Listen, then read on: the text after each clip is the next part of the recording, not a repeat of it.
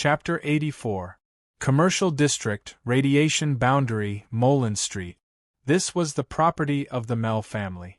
It was also the place where most of the hunters of the Mellon Consortium lived. Most of the houses allocated by the consortium to the hunters were concentrated in this area. The main reason was that it was close to the giant wall. It was relatively faster to gather the hunters in an emergency. Moreover, it was difficult for the prey to escape. At the moment, in a small European-style building on Mullen Street, Linda was sitting in the living room on the third floor. She had a gloomy face.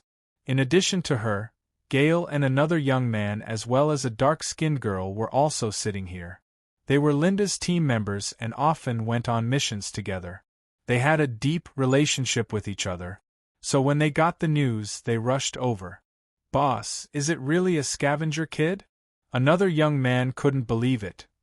"He is just a scavenger, but he has the courage to set fire to the defiler. He is too bold. Even I was scared to death when I saw such a monster. It took me a long time to get used to it." "So, you are very mediocre." Linda indifferently looked up at him. "This little guy is the top graduate of the scavenger school. He was first in all 3 categories. Although it is just a scavenger's little tricks, but he can climb to the top in any field. He is not a small character." Gale deeply nodded. "I heard that this little guy threatened you to retaliate?" "Well, retaliate against the captain?" The dark-skinned girl frowned. "The ignorant are fearless. He thinks that by becoming a hunter, he can be on an equal footing with the others. He is just a lucky and bold little devil. If he can say such words, then it means that he has reached this point. In my opinion, although we can't kill him openly, but there are many ways to make him suffer. Or we can hire assassins and kill him in secret." Linda slowly shook her head and coldly said, "There are many ways to kill him. Even if I kill him on the surface, he's still valuable to the consortium. But if he's dead, he's worthless. The consortium won't do anything to me. At most, they'll punish me or make me perform a few more missions. But it's not worth it. He's not worthy enough to make me pay the price." Gale nodded. "Yes, even if we secretly assassinate him now, the consortium will know about it. Although there is no evidence, but this kind of behavior against the consortium will certainly cause displeasure. It will be inevitable that they will gradually suppress us." "Yes." Linda nodded. The dark-skinned girl understood. She thought for a moment. "In that case we won't kill him for the time being. But let him suffer a little. Isn't he going to live in the commercial district? We can make him feel better about the house. We will cut off his water supply and see how he will live. In addition, everyone in the consortium will give you some face. As long as you say it, I can guarantee that he will be very uncomfortable from the moment he steps into the hunter headquarters." Linda indifferently said, "These little tricks are meaningless. Using such little tricks will make the higher-ups look down on me. Moreover, it will alert the enemy. During this time we will let this little devil have a good time. Once he arrives outside the giant wall, I will let him suffer a fate worse than death." Gale nodded. "There is no law outside the giant wall. If he dies, then he dies. As long as he doesn't leave any evidence. But after he arrives at the hunter headquarters, he will receive vocational training. The shortest is a few months and the longest is 1 or 2 years. We will have to wait for a long time." Linda coldly smiled. "It won't be easy for him to have a safe and steady training. If my guess is right, he will choose the hunter profession. This profession is a perfect match for his super sense of smell. Once he chooses this profession, I will let him die a very ugly death."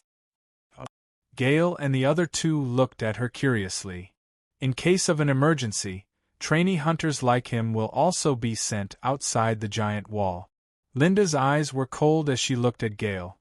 "You are also a hunter. There are very few hunters in the consortium. If you are injured and other hunters have their own tasks, what do you think the consortium will do in case of an emergency?" The 3 were startled. Their eyes suddenly lit up.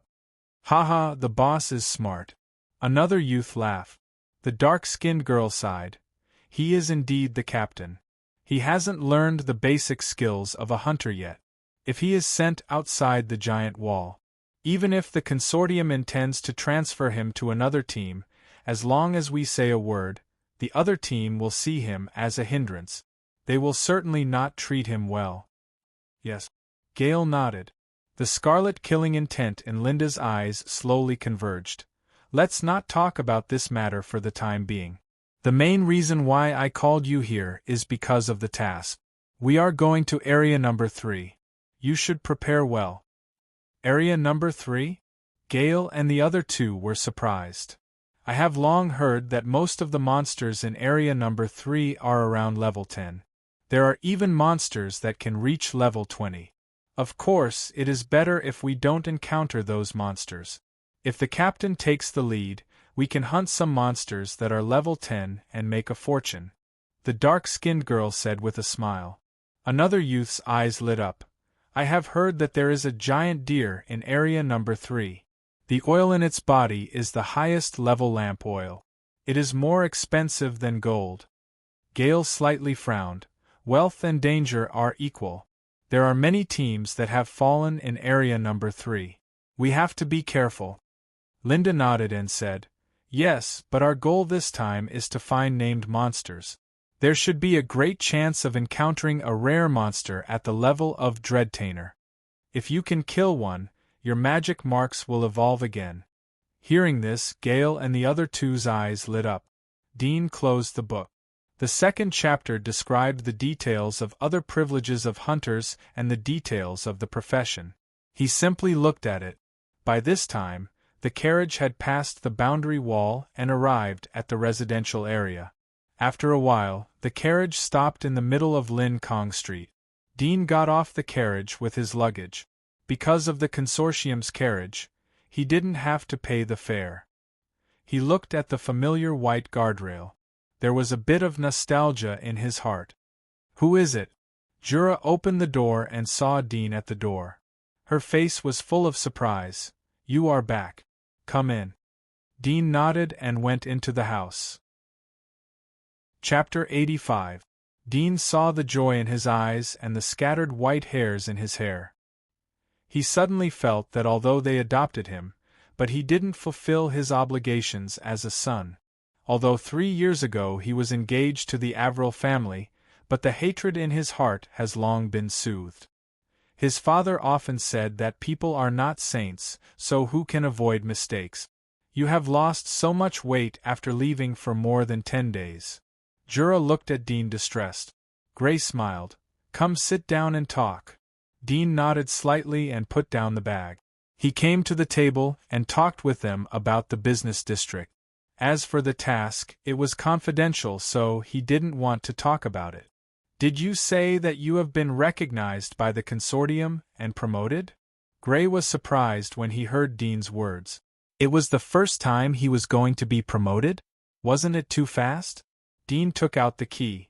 The consortium has assigned me a house. We can move to a new house later. Jura was stunned.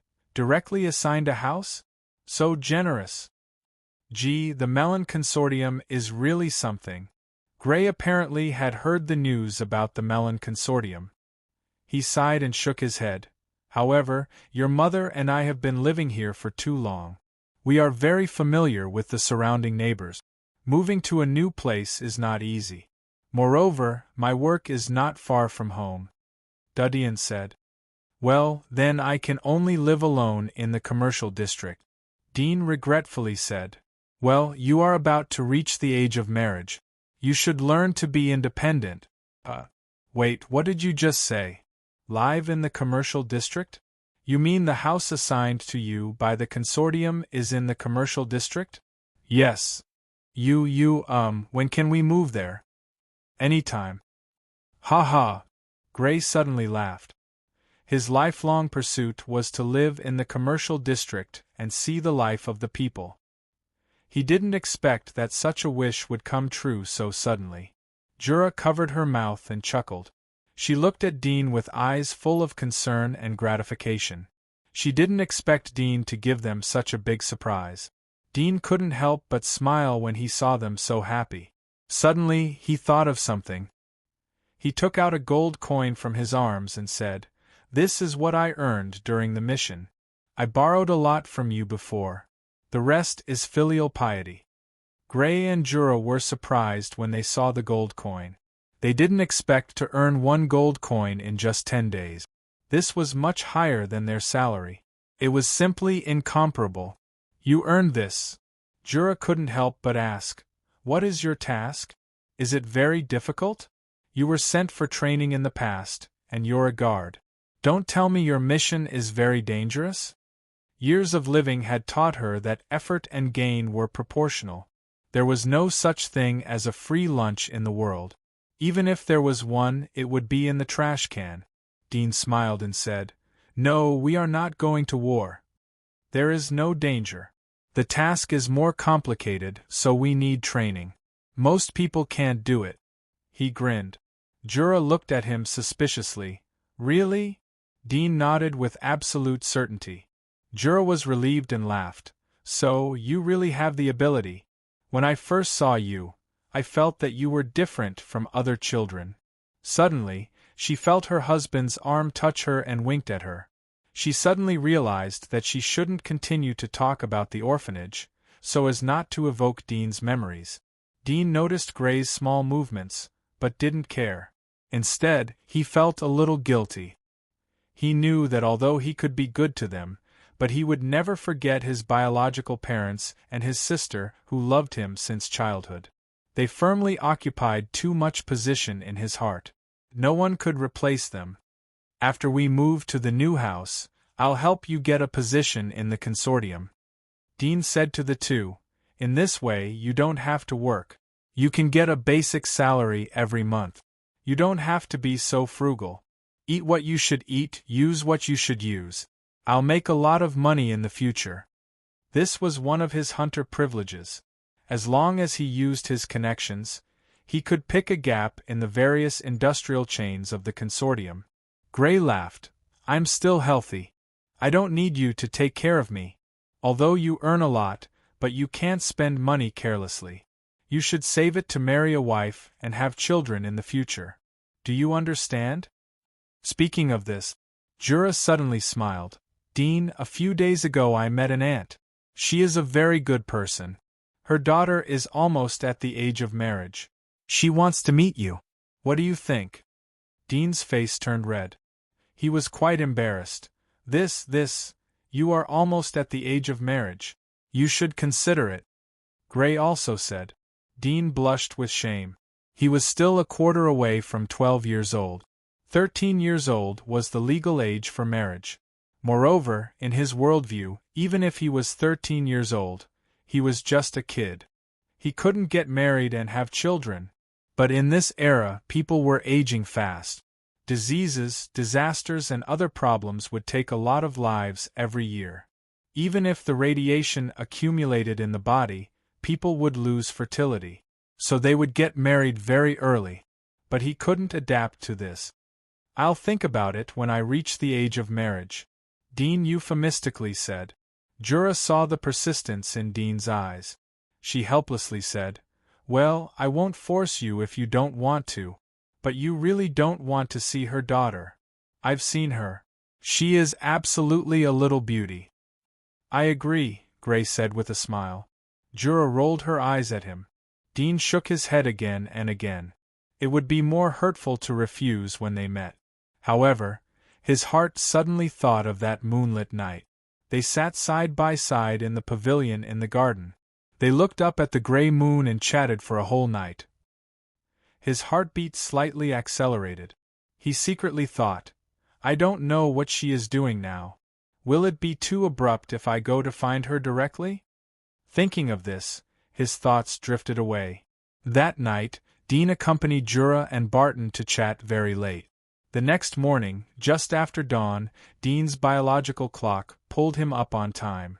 After a simple wash and breakfast, he said goodbye to Jura and Barton and went out. He took a carriage to the slums. Last night, Jura mentioned the orphanage. It made his heart a little anxious. Although he had only lived with Barton for a few months, but now 3 years had passed. Their faces were blurred in his mind. But in his heart, he still remembered that when he first came to the orphanage, it was them who accompanied him. He was very clear about what kind of treatment orphans would face once they passed the age of adoption. Chapter 86. As soon as he returned to the slums, the stench in the air made Dean frown slightly. Now his sense of smell was different from the past. He could smell the slightest odor, not to mention the faint odor that ordinary people could smell. For him, it was very strong. For a while, he felt nauseous and dizzy. This was the physical discomfort caused by the pungent smell. Dean slightly covered his nose, waiting for his body to adapt. At the same time, he realized that an overly strong sense of smell was also a fatal weakness. In the future, if I meet other hunters with such supersenses, I can use this method to deal with them. Advantages are disadvantages. It seems that everything has two sides. Dean flashed such an idea in his mind. He got off the carriage and went along the street. As the saying goes, staying in the toilet for a long time doesn't smell bad. As Dean stayed longer, the feeling of physical discomfort gradually faded. He did not go directly to Mission Orphanage, but along the path, came to the garbage dump that he had been to 3 years ago. As he approached, the strong rotten smell was getting heavier and heavier. When he arrived at the garbage dump, Dean suddenly saw that several garbage mountains that were previously piled up here had been flattened. There were garbage residues and a newly piled up garbage mountain on the ground. He couldn't help but feel disappointed. Although he had expected that the garbage here would be cleaned up, he didn't expect it to be removed so quickly. I heard that last year there was a plague in the slums, causing many people to be infected. Now the Black Death season is coming again, and the temperature is rising. It is estimated that this pile of garbage was cleaned up not long ago. Dean had some regrets. If he was not selected to go to scavenger special training 3 years ago, he could rely on the remaining energy of the freezer in the garbage dump to learn a lot of knowledge, far more than what he learned in the special training. But at that time, he had no ability to resist and could only obey the arrangement. Just like the conscription in the old era, without a strong background, he had to serve. My freezer was also moved away. It is very likely that it was seen when it was being moved. As long as the news is leaked, with the intelligence network of various consortia and military, they should not let the freezer be left outside. After all, such a metal object can be seen from the outside. Perhaps at this moment it has been moved somewhere and secretly studied. Fortunately, I did not leave my photo inside, otherwise it would be big trouble. Dean secretly thought. At this time, he suddenly smelled something approaching, and suddenly his face turned cold. This was the advantage of the sense of smell. Before the eyes could see, they could detect in advance. He looked back and saw 2 middle-aged men and a young man in ragged clothes coming out from the back alley. The 3 of them surrounded him from 3 different directions. They were holding sticks, rusty hatchet, and dirty black stones in their hand. They stared at Dean gloomily and approached him step by step. "Brat!" The middle-aged man with disheveled hair in the middle growled, "If you know what's good for you, hand over your money and clothes." 3 refugees. Dean looked at their clothes and knew their identity. Even in the slums, they were at the bottom of the society. Refugees were equivalent to homeless people. Moreover, their bodies had accumulated excessive radiation. Even if they were to work as coolies, few places would accept them so as not to affect the health of others. "Aren't you going to kill me?" Dean faintly smiled. The 3 of them looked at each other. From the fine fabric of Dean's clothes, they knew that Dean was not from their slums, so they just wanted to rob the money and leave. Once he killed someone, especially in the residential area, most of the magistrate would be involved in the investigation. This was what they were afraid of. However, they did not expect that the brat did not seem to have the slightest fear on his face. "Brat, Don't talk nonsense or I'll waste you. The middle-aged man gritted his teeth and shouted. Dean's figure flashed and suddenly flew out. Bang! Bang! As the middle-aged man said, Dean was really too lazy to be long-winded. He knocked the three of them to the ground. He was about to ask them about the whereabouts of the garbage dump, but suddenly thought that if the freezer was taken away by the military or other forces for investigation, maybe they would send someone to keep an eye on this place and investigate who had placed the freezer in the garbage dump. Thinking of this, he could not help but be surprised. He was somewhat glad that if he went to ask, it was equal to falling into the trap. He immediately cut off the idea, kicked the middle-aged man, and shouted, "Let me ask you how to get to the Maischen orphanage. I'm lost." The middle-aged man's face was full of horror. It was difficult to understand how such a little guy could have such terrible speed and strength. However, just as the perception of the residential district towards the commercial district was mysterious and yearning, the residential district was also mysterious in the slums. He didn't dare to think too much and hurriedly said, "Yes, go out of this road and turn left. After crossing 2 streets, turn right. At that time, just ask someone and you will know." Dean snorted and turned away. He naturally knew the way to the Maischen orphanage. He just wanted to explain the reason why he came here through the mouth of the middle-aged man. If there was any force secretly observing here, or if they wanted to investigate here, they would not suspect him.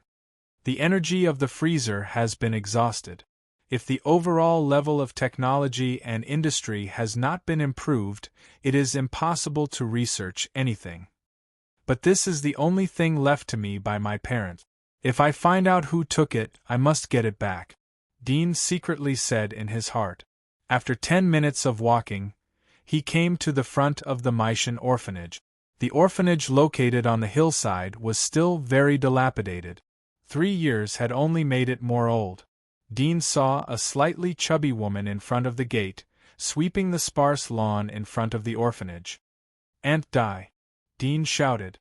The middle-aged woman turned back in surprise and looked at Dean with doubt.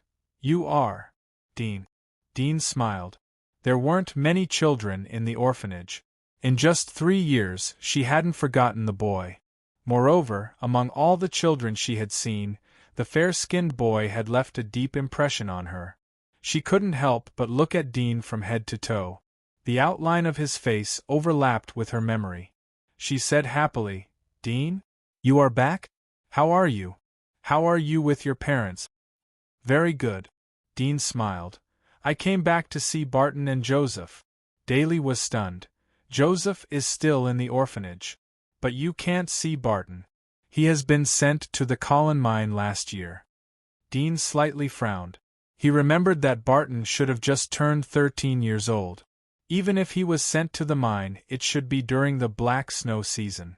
However, it was useless to say anything more to Daly. He immediately said, "I understand. I'll go to the mine to find him later. I'll have to trouble Aunt Di to call Joseph, Crone, and Barry out. I want to redeem their residences." Chapter 87. Dean nodded slightly. He was naturally aware of this point. But with his current status, it was not a problem to lift the registration of a slave. Moreover, the Maischen orphanage was the property of the Mel family. His words were not light. He immediately said, "Let's call Joseph and the others out first. I will take them away from here." Daly said anxiously, "It'll take a lot of money to redeem them. If you steal more than 1 silver coin, you'll be sent to jail." "Don't be stupid. This is my own money." Dudian knew that he couldn't explain to her in a few words. He took out his medal and said, "I have been selected as a guard. The monthly salary is quite high." Daly was astonished. You've become a guard?" Dean put away the medal. "Sorry to trouble you." She looked at Dean in amazement. "I didn't expect you to be selected as a guard. You should be one of the most promising ones in the orphanage in the past few years. Do you remember Lisa, who was adopted in the same batch as you?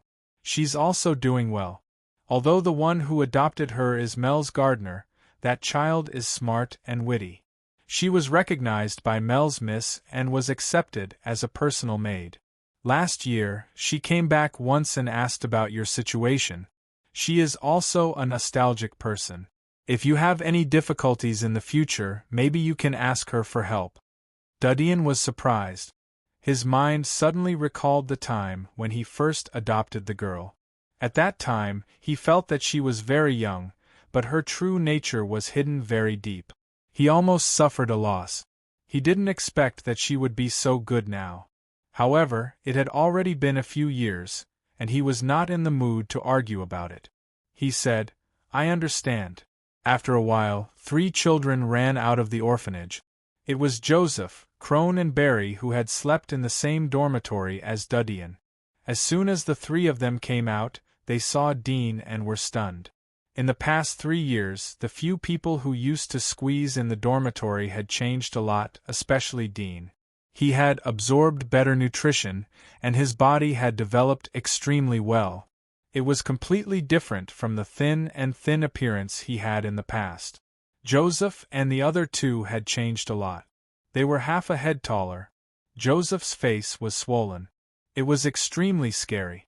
Crone's left hand was congenital deformity. His arm was only half long and his fingers were the size of a baby. Barry's situation was better. There was nothing unusual on the surface. However, Dean had seen several sarcomas on his stomach. They were the places where the radiation had condensed. Living in the orphanage, the 3 of them were much stronger than Mason and the other 2. They quickly recognized Dean.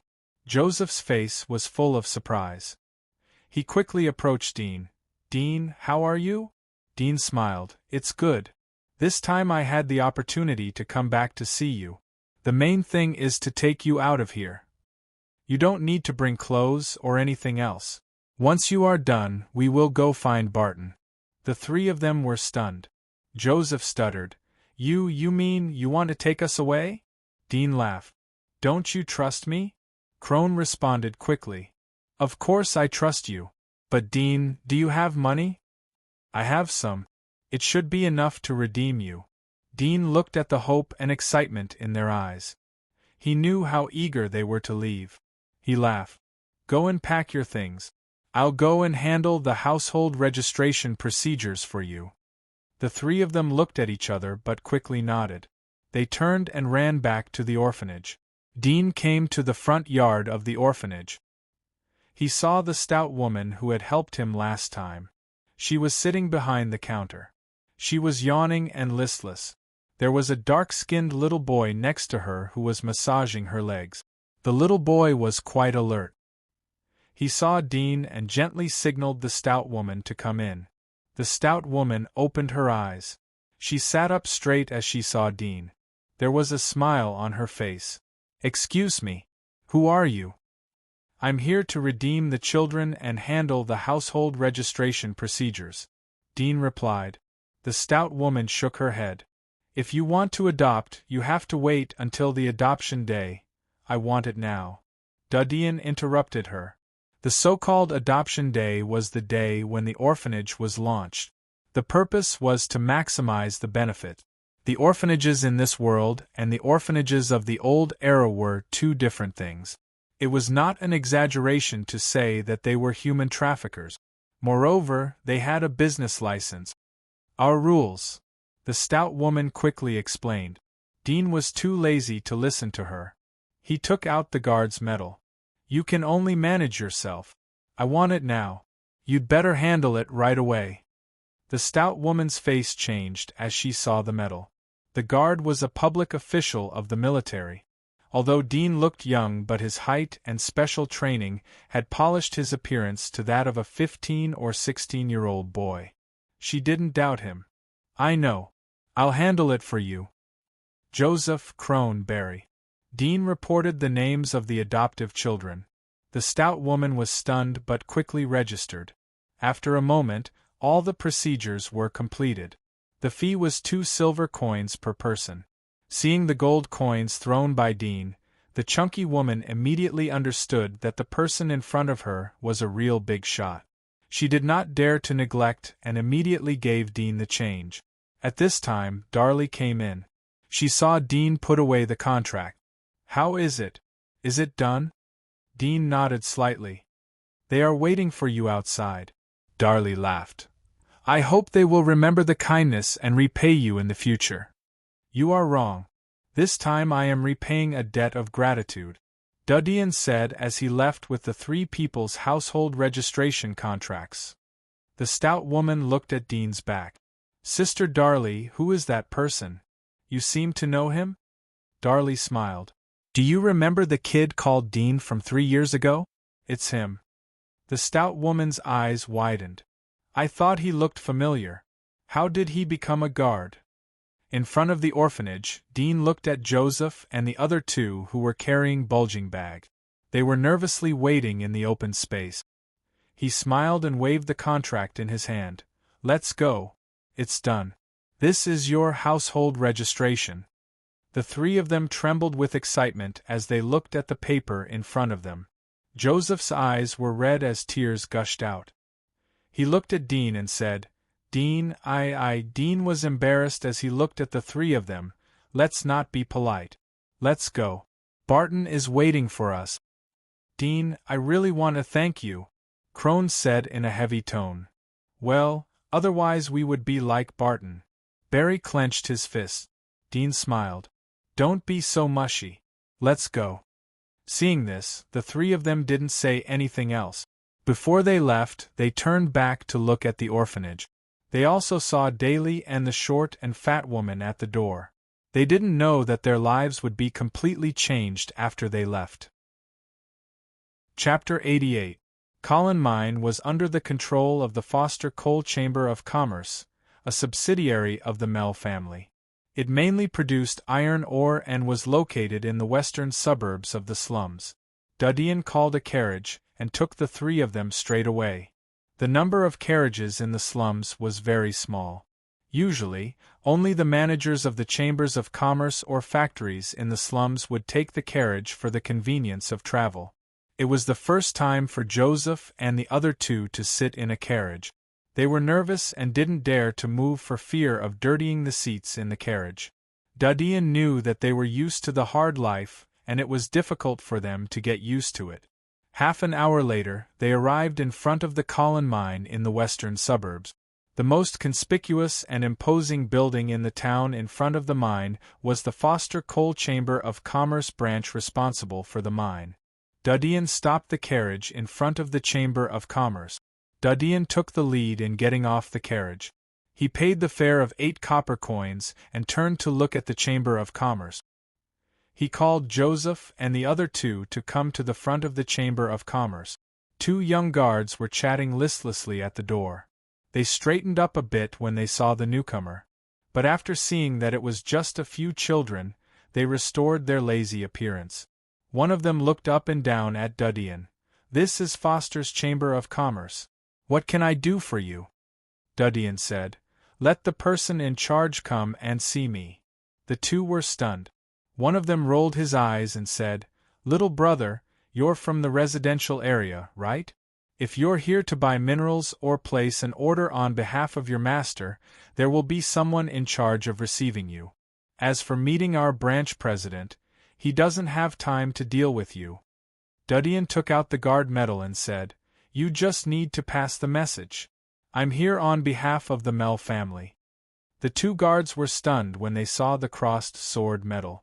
They carefully looked at it to determine that it was not forged. They looked at Duddian suspiciously. The first one hesitated for a moment and said, "Wait a minute, I'll go and ask. I haven't asked your name yet." "He is not qualified to know," Duddian indifferently said. The guard muttered in his heart when he heard Dean's tone. But Dean was, after all, a guard. Although he had no right to intervene in the Chamber of Commerce, but Dean said that he came on behalf of Mell's family, so the meaning was different. Soon after, the guard ran in. Duddian also followed in. The other guard didn't dare to stop him. Duddian came to the hall of the Chamber of Commerce. He had seen the luxurious atmosphere of various buildings in the commercial district. This hall of the Chamber of Commerce in the slums was a bit shabby in his eyes. He casually found a sofa and sat down. Joseph and others also came to sit and rest. It was the first time that Joseph and others came to such a luxurious and clean place. They were nervous and restrained in their hearts. After a while, the guard returned, and a tall woman followed behind him. The guard saw Dean sitting in the hall, and immediately respectfully said to the woman behind him. The woman looked at Dean. She frowned as her eyes swept over to Joseph and the other two who were sitting next to him. There was a touch of coldness on her face. She walked over and said, "Excuse me, are you sent by Mel's family?" Dean noticed the doubt and contempt in the woman's eyes. He raised his eyebrows. "Are you the branch president here?" "I'm the director." The woman frowned when she saw Dudian didn't answer her question. Dudian's face was cold, but he was too lazy to pursue the matter. He said, "I'm here to pick up a person. It's the miner who was assigned to your place not long ago. Can you make a decision on this matter?" The tall woman immediately knew the purpose of Dudian's visit. Her expression was somewhat displeased.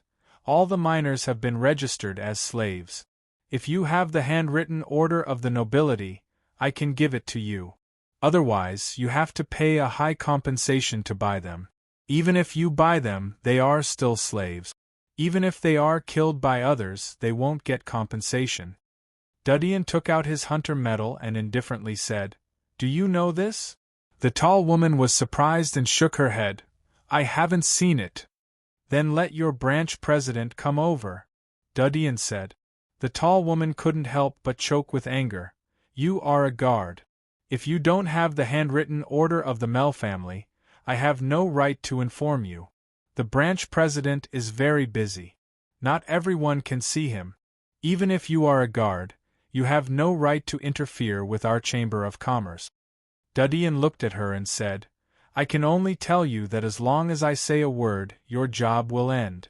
You are not qualified to know my identity. Go and call your branch president. Otherwise, you will bear the consequences." The tall woman wanted to laugh, but when she saw Dudian's cold eyes, she couldn't laugh. She suddenly thought that since he was a guard, he shouldn't be a crazy person. She was a little scared when she heard Dudian's tone. Maybe he really had a background that she didn't know. She slightly gritted her teeth and said, "Well, you wait here. I'll help you inform the president." Then she turned and left quickly. Joseph and the other two people were a little stunned. They didn't expect Dudian's attitude to be so tough and overbearing. It was completely different from the silent and thin boy in their impression. After a moment, a middle-aged man in a black suit followed behind the tall woman. He frowned when he saw Dudian and others from far away, but he still maintained courtesy. He held back his temper and said, "Hello, I am the branch president here. May I ask who you are?" He looked at Dudian. It seemed that as long as Dudian's answer didn't satisfy him, he would immediately let them go. Dudian naturally felt the doubt and impatience in the other person's eyes. He was too lazy to say more. He raised the hunter medal and said, "Do you know me?" The middle-aged man's eyes were sharp. He immediately saw the pattern on the medal. His pupils shrank as he looked at Dudian in horror. He quickly reacted and bowed, "Greetings, elder." Dudian saw that the middle-aged man knew him. The coldness in his eyes also disappeared. He ordered, "I want to bring a person called Barton. He is a miner who was assigned to your place not long ago. Bring him here immediately." The middle-aged man quickly said, "Yes, I'll do it." He turned back and waved to the tall woman, indicating her to deal with it immediately. The tall woman was surprised to see the middle-aged man's awe-inspiring attitude. She had only seen such an attitude from the president of the Chamber of Commerce. She couldn't help but think of Dudian's previous words. Her back was slightly erect. Fortunately, she resisted the impulse. Otherwise, she was likely to lose her job. Half an hour later, the tall woman came back with a dark and thin boy like a monkey. Her eyebrows were slightly wrinkled as she endured the unpleasant smell of the boy. She brought the boy in front of Dudian and respectfully said, "Elder, this is the person you want." Dudian's eyes had already seen Barton. What made him a little stunned was that after 3 years, Barton, who was a little lame, was like a little old man. His whole body was black and incomparably thin. From the side, Dudian could see rows of ribs. His hair was dirty and there was no flesh on his face, which made his eye sockets deep. Barton's eyes fell on Joseph and the other two. He was stunned. Joseph and the other two recognized Barton at a glance. They immediately jumped up from their seats. "Old Barton, it's me. We came to find you." "You? How did you become so thin? Don't you have food to eat as a miner?" The three of them looked at the thin Barton. They were pleasantly surprised and distressed at the same time. Barton's throat was hoarse as he asked in confusion, Why are you here?" "It was Dean who brought us." Crone pointed to Dean. "Dean redeemed us." Dean?" Barton looked at Dean in a daze. Dudian didn't expect that in just 1 year of life as a miner, he would be tortured like this. He sighed. "I'm late. Are you okay?" Barton was sure that he didn't recognize the wrong person. His eyes were filled with tears. You still remember me?" I thought, Dudian sighed. "I've been to other places for the past 3 years. Otherwise I would have been able to redeem you in advance." The middle-aged man was more convinced of Dudian's identity as he heard Dudian's words. He respectfully said, "Elder, Barton is the youngest miner here. He has always been taken care of. However, the living conditions of miners are poor. We can't do anything about it. It's the rules of the higher-ups." "You shut up." Dudian glanced at him. The middle-aged man was startled and immediately shut his mouth. He knew what kind of monster he was facing. Even if he killed the middle-aged man, he would at most be punished. Facing such an existence, he could only keep a respectful distance from him. The tall woman was stunned. She felt that she had underestimated Dudian's identity. "Let's go." Dudian stood up. He didn't pursue the matter. Although Barton wasn't taken care of as the middle-aged man had said, but at least the middle-aged man wasn't wrong. It was the rules of the higher-ups. Chapter 89. Dean took Joseph, Barton and others to a nearby tavern after leaving the branch of Fulton's Chamber of Commerce. He ordered a table full of dishes so that they could have a full meal. After all, they had been busy for half a day. Moreover, it was almost time for dinner. Everyone was hungry. "Dean, we can't eat so much." Crone swallowed his saliva as he looked at the table full of dishes. Dean smiled. "If you can't finish, then throw it away. It's not worth much." "That won't do. Let's finish." They couldn't help but wolf down the food. At this time, a waitress came over. She covered her nose as she looked at Joseph and others. She said to Dean, "You ordered a total of 68 copper coins." Dean frowned. "We haven't finished eating yet. We eat first and then pay the bill," the waitress said in a cold voice. Dean was a bit unhappy, but he was too lazy to care about it. He took out a silver coin and threw it into the tray in her hand. "You don't have to keep the change. Give me 3 more portions." The waitress was surprised. She didn't expect Dean to be so generous. She didn't say anything as she went back to the kitchen to add more food. So expensive. Barton and others were embarrassed as they heard the girl's words. They didn't know whether they should swallow or not. Dean waved his hand. "It's just a small amount. You can eat as much as you want. I'm not short of money." Barton and the others were relieved to see that Dean didn't care or feel distressed. They continued to gobble up the food. "Dean, where did you get the money from?" Barton was about to ask when he saw other guests come into the tavern. He quickly lowered his head and ate the food in front of him. Dean smiled. He took them out of the tavern as they were almost done eating. They found a hillside nearby. He smelled that there was no one within 2 or 3 miles. He looked at them. "What are your plans for the future?" Barton and Joseph looked at each other. Joseph stammered, I don't know. I think I can find some odd jobs. I should be able to get some food. Me too, Barry said. Dean looked at Barton and Crone.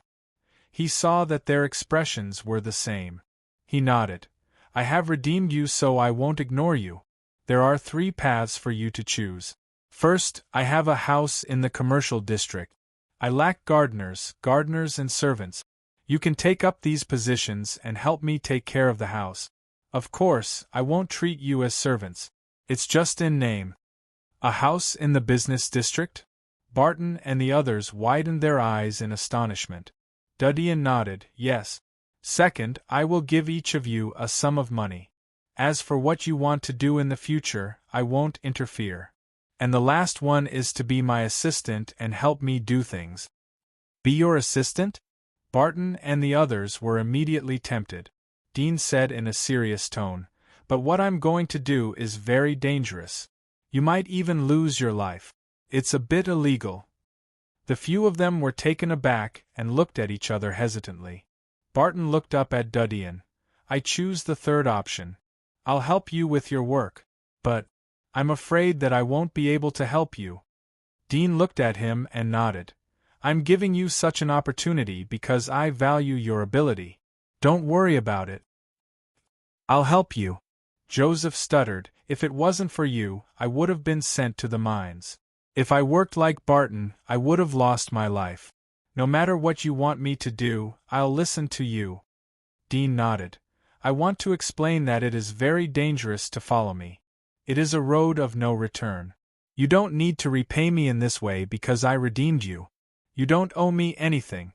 I just want to repay you for taking care of me. Joseph was stunned. He looked at Crone and Barry. I'm willing to follow you. Although it's illegal, but I believe that you won't be caught so easily with your intelligence. I don't want to be a poor person anymore. I want to stand at the top. I want to have a lot of money. Hearing his words, Crone and Barry, who were still hesitating, couldn't help but tremble. They raised their heads and resolutely said, We'll join too. Dean didn't expect Joseph to have such awareness. He smiled. Making money is just a side effect. As long as you do well, you'll have so much money that you won't be able to spend it. As he said that, he took out 4 gold coins from his waist pouch and said, This is our current startup capital. There will be new funds after a period of time. These 4 gold coins are for you. My request is that you find a remote place as soon as possible, the more remote the better, and then build a secret small-scale factory. Barton and the others looked at the gold coins. Their heartbeats accelerated. Crone couldn't help but ask, Aren't you afraid that we'll run away with the gold coins? Dean looked at him. I trust you. Crone's eyes were red. At present, I don't have enough money. After a while, I will have more money. I will have extra funds for you to study. As for your body, I will try to find a way to treat it, Duddian said. The 4 of them were startled. There was hope in their eyes. Now, you'd better change your clothes first.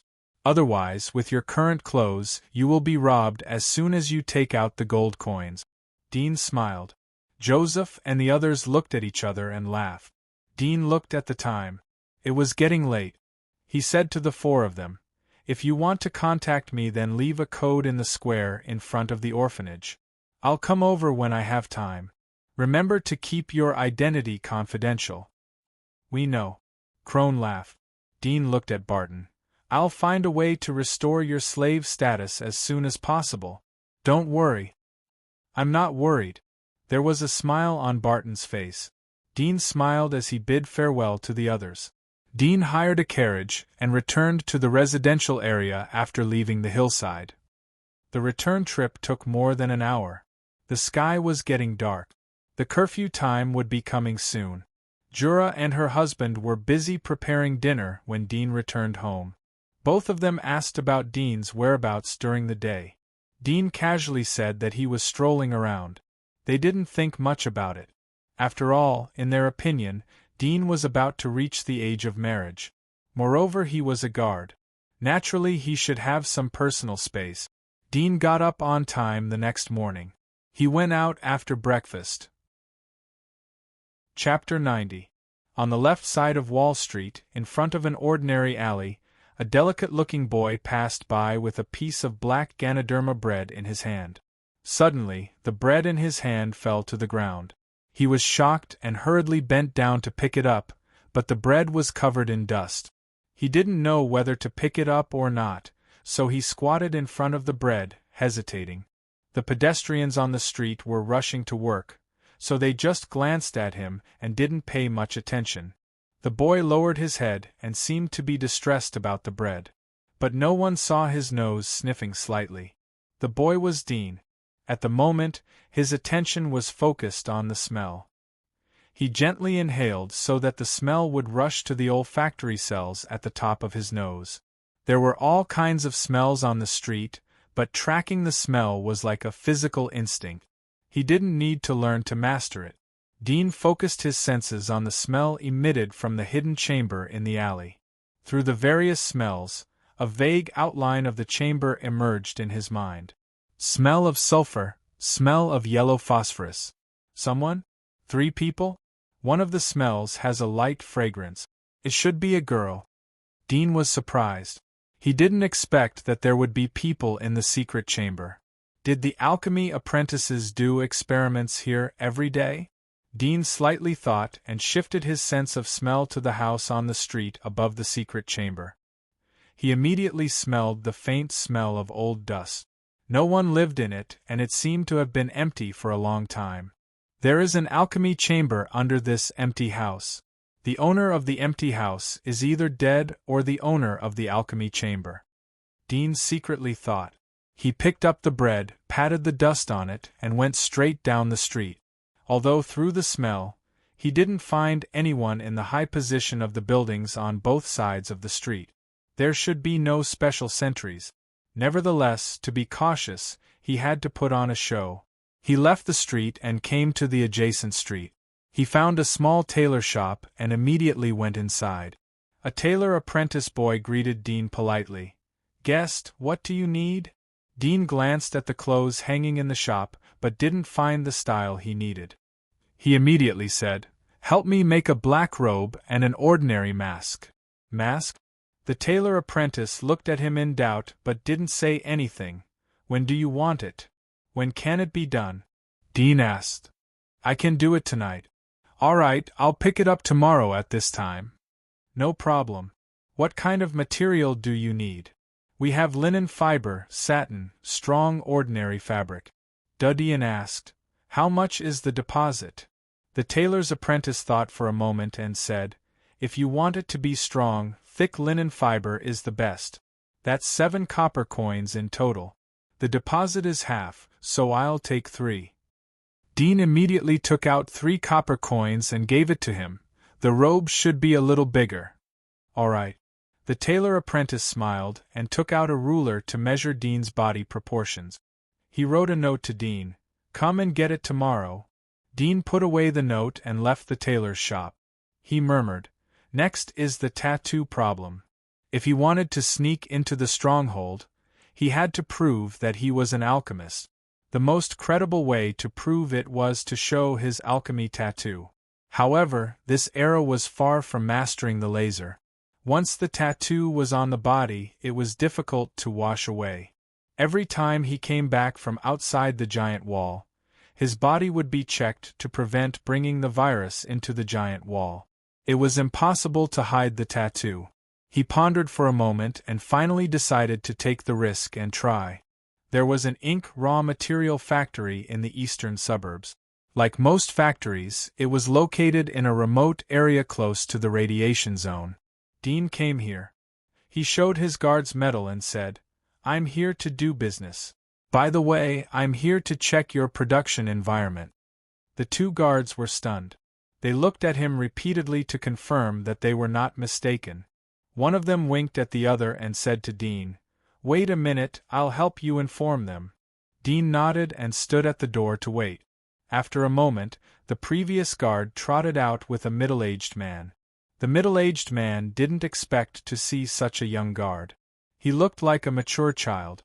But he immediately put on a smile and politely said, "Hello, why didn't you tell us in advance that you are here to check?" Aren't we under the management of Mr. Crow? Dean waved his hand. I just came to have a look. The main purpose is to do business with you. Do you have gallnut ink here? The middle-aged man was relieved when he heard Dean's words.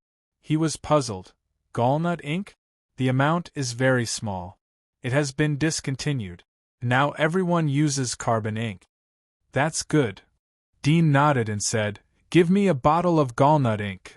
The middle-aged man choked. He looked up and down at Dean. Just one bottle? Dean coughed. He was embarrassed. After all, this was a factory and not a shop. However, it was difficult to sell gallnut ink in a shop. So he could only come here. How much is it? Dean directly asked the price. He didn't give the middle-aged man the opportunity to refuse. The middle-aged man was speechless. But he still maintained a polite attitude. Why are you talking about money? I'm giving it to you. Dean didn't hesitate. I'm short on time. I want it now. No problem. The middle-aged man glanced at him and said, Is that all you want? Is there anything else? Dean smiled. It's just on the way. The middle-aged man was relieved. He knew that it was a false alarm. Okay, I'll let someone get it for you. Then he turned and left. After a moment, a thin young man brought a bottle of black ink to Dean. Dean didn't need to open the cap to smell the ink inside. It was gallnut ink. This ink was used in the early days of the wall. Later, people learned to use coal to make carbon ink. Because of the high cost of the ink, the number of people who bought it was getting smaller and smaller. Dean left with the ink. He went to the store to pick up a bottle of men's perfume. He brought it back home and locked it in his small room. The smell of gallnut ink was much lighter than carbon ink. Moreover, carbon ink was often used by people. So the smell was more familiar. That's why Dean took the trouble to buy gallnut ink. Unfortunately, there is no activated charcoal here. Otherwise, the smell could be completely eliminated. Dean secretly thought. He poured some of the ink into a small bowl, and then poured some of the light perfume he had selected into the bowl to neutralize the smell. He smelled the perfume and felt that the smell did not become strange. He was relieved and then took off his shirt, revealing his healthy wheat skin. Dean looked down at the magic mark on his chest. I don't know if the alchemist apprentices will recognize this magic mark. In any case, it's better to hide it. Immediately, he dipped the quill in ink and drew along the blood-red magic mark on his chest. The cold ink fell on the magic mark, smearing the blood vessels of the magic mark into a pitch-black color. Chapter 91. The next day, Dean went to the tailor's shop to get a robe and a mask. He put on the robe and the size was just right. He put on the mask and went to the alley on Wall Street. He smelled the smell of two people. There was one less person than yesterday. Sure enough, they are here every day. Dean entered the alley and put on the mask. He stretched out his hand and pulled up the cloth that was smeared like a wall. He saw that there were bricks inside. If an ordinary person accidentally noticed the cloth, then even if they lifted it, they would only see the wall. But Dean knew that there was a secret room inside, so he could see the gaps between the bricks at a glance. Dean picked up a stone and tapped it twice. There was no response. Dean tapped the door twice again. At this time, Dean smelled the smell of two people coming closer, just behind the brick wall. He waited for a moment, but didn't see them make a sound. He immediately tapped it twice and controlled his throat to lower his voice. I'm your companion. I have no malice. I'm also an alchemist. I'm looking for the organization. The two people behind the bricks seemed to be thinking. After a while, there was still no response. Dean suddenly smelled a strange smell. His brows slightly wrinkled as he slowly pulled out one of the bricks. Whoosh! As soon as the brick was pulled out, something shot out from the gap. Dean was prepared and dodged in time. But when this thing fell to the ground, it sputtered out. A few drops fell on the edge of his robe. The black robe was corroded and turned white. It was actually sulfuric acid. Dean looked back at the brick and continued, I really have no malice. If you were from the Holy Church, you would have already notified the Knights of Light to come and arrest you. I'm your companion." The two people inside didn't seem to think that their sneak attack didn't work. Hearing Dean's words, they also knew that the initiative was in Dean's hands. If they reported to the Holy Church, they would soon be besieged. "How can I believe you?" A female voice came from inside. Dudian asked, "How can you believe me?" After a moment of silence, the female voice said, "Please show me your alchemy tattoo." Dudian smiled. "Let me go in first. It's not safe here. It's easy to attract attention if I stay for a long time." Hearing this, the two people inside seemed to think that it was reasonable. They slowly pulled out the bricks. The light inside was dim, but Dean's vision was not affected. He saw the appearance of the two people. They were wearing masks. From their stature, he could see that they were about the same age as him, a boy and a girl. The boy that he had tracked before was not here. At this moment, the girl was responsible for removing the bricks, and the boy was hiding in a darker place, holding a glass bottle in his hand, which was still half full of sulfuric acid. "Come in," the girl said. Dudian nodded and jumped in. There was a staircase under the bricks, and the place where the bricks were sealed was like a ventilation window. The boy revealed a pair of vigilant eyes as he stared at Dean. "Now can you show your alchemy tattoo?" Dean nodded and lifted his robe to reveal the black cross tattoo on his chest. "Can you see it?" The girl looked closer and said, "It is indeed one of our people. Come with me." Hearing this, the boy was relieved. He called out to Dudian and followed behind the girl. Dean followed them down the stairs to a secret room. He saw that the secret room was extremely spacious. There were many shelves with various mineral powders and metal powders. There were no animal remains, eyeballs, or other biological parts. As he expected, they were from the Philosopher's Stone faction. Their goal was to refine this magical stone. "Please come here." The girl came to a table and said. Dudian went over. "I want to see your tattoo again," the girl said. Obviously, the dim light in the corridor made her unable to see it clearly. Dean nodded and revealed the black cross on his chest. The girl and the boy came closer and carefully looked at it. They confirmed that it was a black alchemy tattoo. She suddenly came close to Dean's chest and gently sniffed. The warm breath exhaled from her nose made Dean's chest slightly throb. Perfume smell. The girl was puzzled. She smelled the robe on Dean's arm and could not help but look up at Dean. "You are a boy. How can you wear perfume?" Dean coughed and said, "I'm used to it." The girl looked at him strangely, but didn't say anything. She said, "How did you find us? We should be hidden very well. Even if you are an alchemist, you won't be able to recognize the code." She looked at him strangely, but she didn't say anything. Dean told the truth. "I saw a man in the market with a crooked tattoo on his wrist. I followed him and found him." The girl and the boy looked at each other and couldn't help but say angrily, "That stupid mouse! I told him long ago that tattooing on such an obvious part of the wrist is simply courting death. I don't know how his teacher taught him back then." At the moment, the boy who was accompanying his parents for a walk on a street suddenly sneezed twice. Dean sincerely said, "Can I join you? We can do research together." The girl looked at him. "Don't you have your own circle? Didn't your teacher teach you that our circle rarely accepts strange companions?" "My teacher is dead." Dean looked sad. "Several of my research companions have disbanded." The girl was stunned. "I'm sorry, I didn't mean it." Dean slightly shook his head. "It's all in the past." The girl thought for a moment. "Well, if you are alone then you can join us. But you are absolutely not allowed to bring in outsiders. You should know that the more people there are, the easier it is to be exposed." Dean was surprised. "I will absolutely keep it confidential." "Well." The girl nodded and smiled. "My name is Nightingale and he is Viper. Mouse went shopping with his parents today, so he didn't come. If you want to join us, you have to come up with a code name." Dean could not help but wonder, isn't the code name given to us when we join the Dark Church? Yes, that is the official code name. It is also the symbol of our alchemist identity. Nightingale nodded. But we also have to have a code name to address each other. We can't use our real names. What if someone is arrested and the others are exposed? Did you use your real name in the previous circle? Dean replied. No, I used one of the characters in everyone's name. That is also a code name. Nightingale said.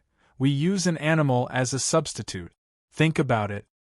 Dean thought for a moment. Let's call you Hound. Hound? Nightingale nodded. Okay, I will call you Hound.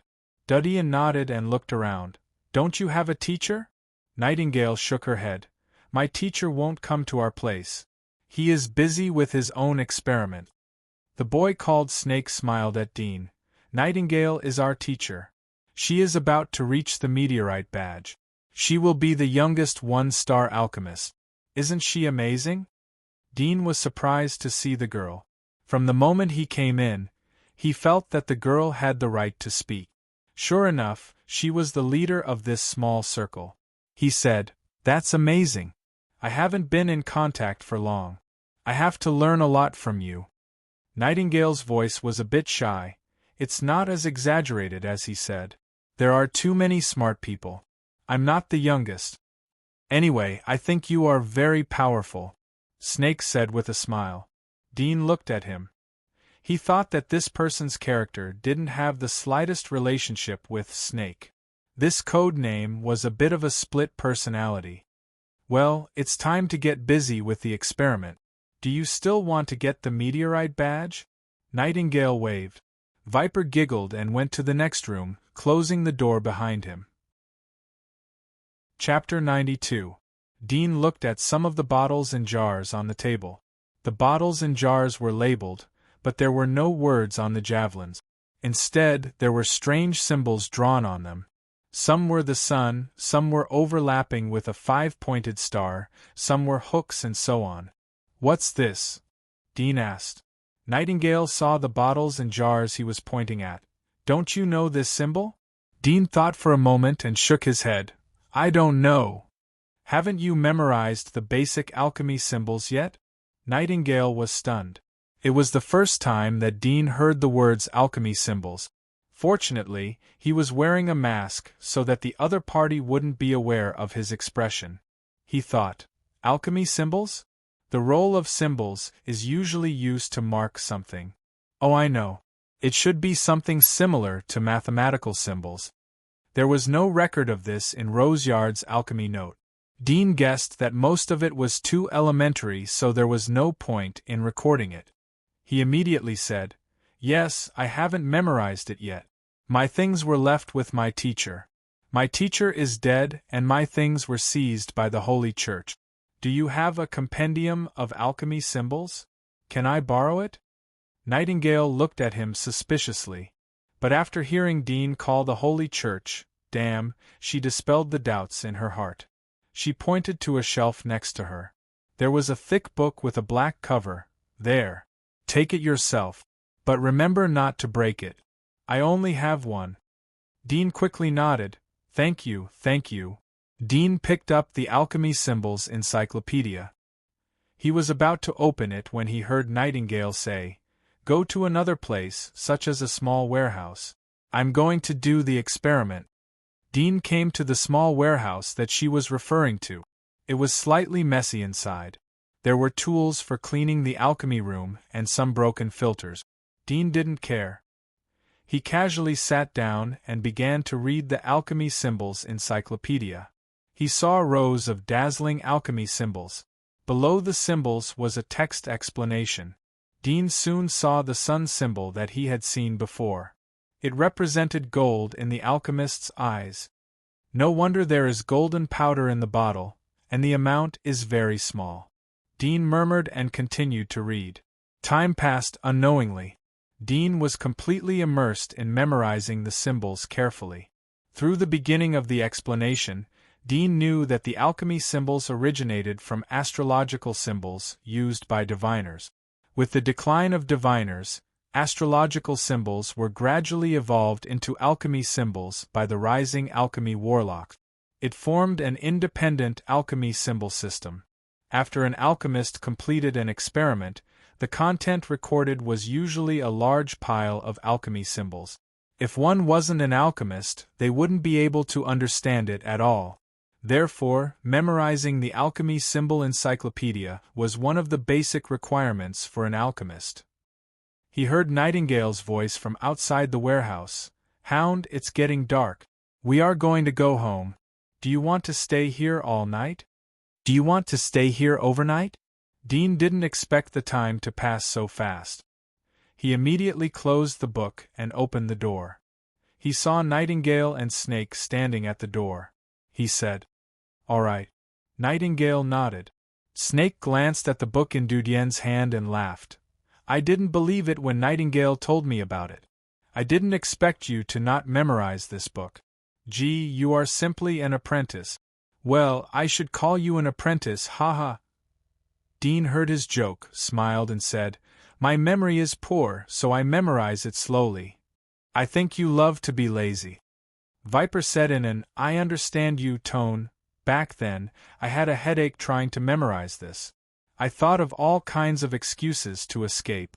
In the end, it was my teacher who personally forced me to memorize it. Nightingale, on the other hand, is very smart.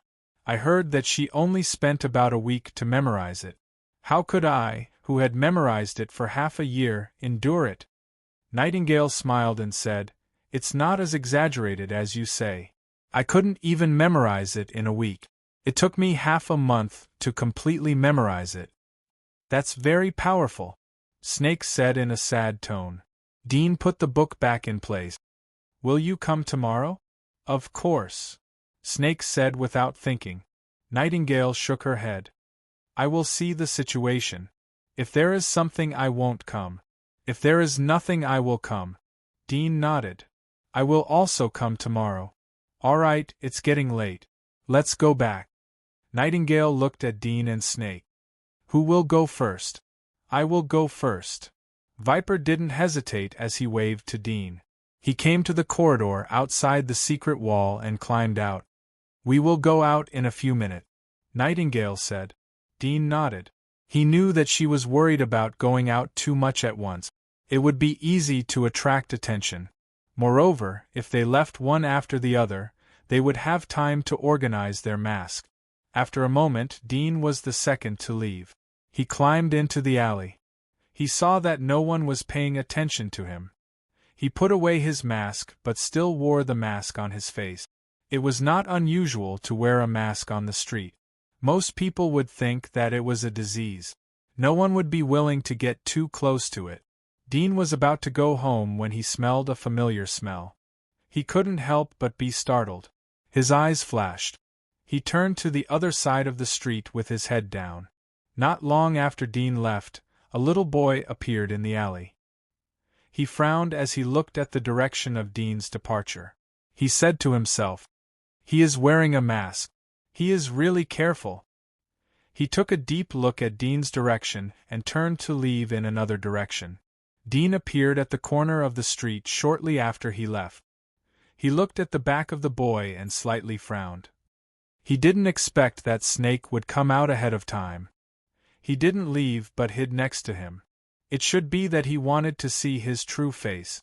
"It seems that I can't take it lightly in the future," Dean secretly thought. At the same time, he firmly remembered the other's face. It could be regarded as a fatal weakness of the other. Dean looked at the entrance of the alley. He estimated that Nightingale would come out at the moment. He thought about it and gave up the opportunity to peek at her true face. After all, she didn't do this to him. If people don't offend me, then I won't offend them. Chapter 93. The next day, Dean came back to the secret alchemy room. Viper and the mouse that he had been tracking were also there. The mouse boy should have heard about Dean from Viper. He nervously asked, "Hound, you followed me. So, you have seen my appearance?" Dean nodded. "I have seen it. I will keep it a secret." Rat's face was full of dejection as he said, "I've been exposed again." Viper snappily said, "Who told you to carve the tattoo on your wrist?" I think sooner or later you will be purified by the light. Don't betray us. I won't betray you. Mouse frowned. My family has engaged me. I want to quit alchemy. Anyway, it's difficult to achieve anything with my level. At most I can get a meteorite badge. Viper shrugged. Remember to peel off the tattoo if you want to quit. I'm afraid of pain. That's why I'm hesitating, Mouse said helplessly. Dean was speechless. He looked at Nightingale's alchemy room and asked, Won't she come today? She hasn't come at this time. I guess she won't come. Viper casually said. Dean said, Can I borrow her alchemy symbol book? This is up to you. But it's best not to touch her other alchemy materials. Dean nodded. He picked up Nightingale's alchemy symbol book and continued to memorize it. Although he had the super chip which stored the modern chemical system, which was much more advanced and perfect than the alchemy system of this era, but it didn't mean that it was backward. There were still many advantages to learn from the alchemy system. After all, this was the prototype of chemistry. Dean reviewed the alchemy symbol book that he had memorized yesterday, and then continued to memorize the alchemy symbol book. Another day passed by. At dusk, he left the alchemy room with Viper, Rat and others. This time, Viper was the first to leave. Rat was the last to leave. They were responsible for filling the passage. They didn't feel at ease leaving this task to a newcomer. When Dean came outside, he once again saw Viper hiding next to him, trying to peep at him. He ignored it and walked a few laps in the direction he came from yesterday. On the third day, Dean continued to come to the alchemy room. Nightingale was also there. He borrowed the alchemy books and continued to memorize them.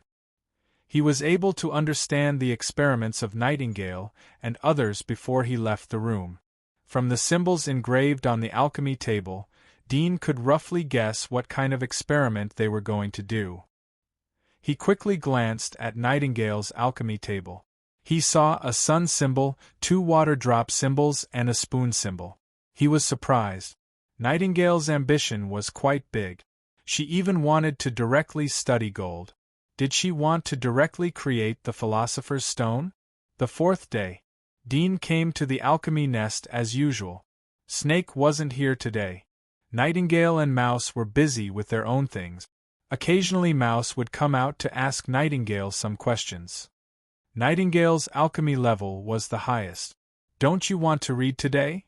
Nightingale asked in a strange tone as she saw that Dean didn't borrow books from her. Duddian shook his head. No need. No need? Nightingale was surprised. What do you mean? Have you memorized it? Yes. Dean nodded slightly. I want to start learning how to do experiments. Nightingale understood and laughed. It seems that you have memorized a lot of alchemy symbols. How can you do experiments without memorizing alchemy symbols? If you want to do experiments, then you have to buy the materials yourself. Today I can lend you some on the premise that I have extra. But you have to return them to me tomorrow. Thank you. Dean was grateful in his heart. He looked up and glanced at the raw materials on the shelf. He saw several raw materials for making black gunpowder. These raw materials were also commonly used in other alchemy experiments. Black gunpowder was the first invention of his motherland in the old era.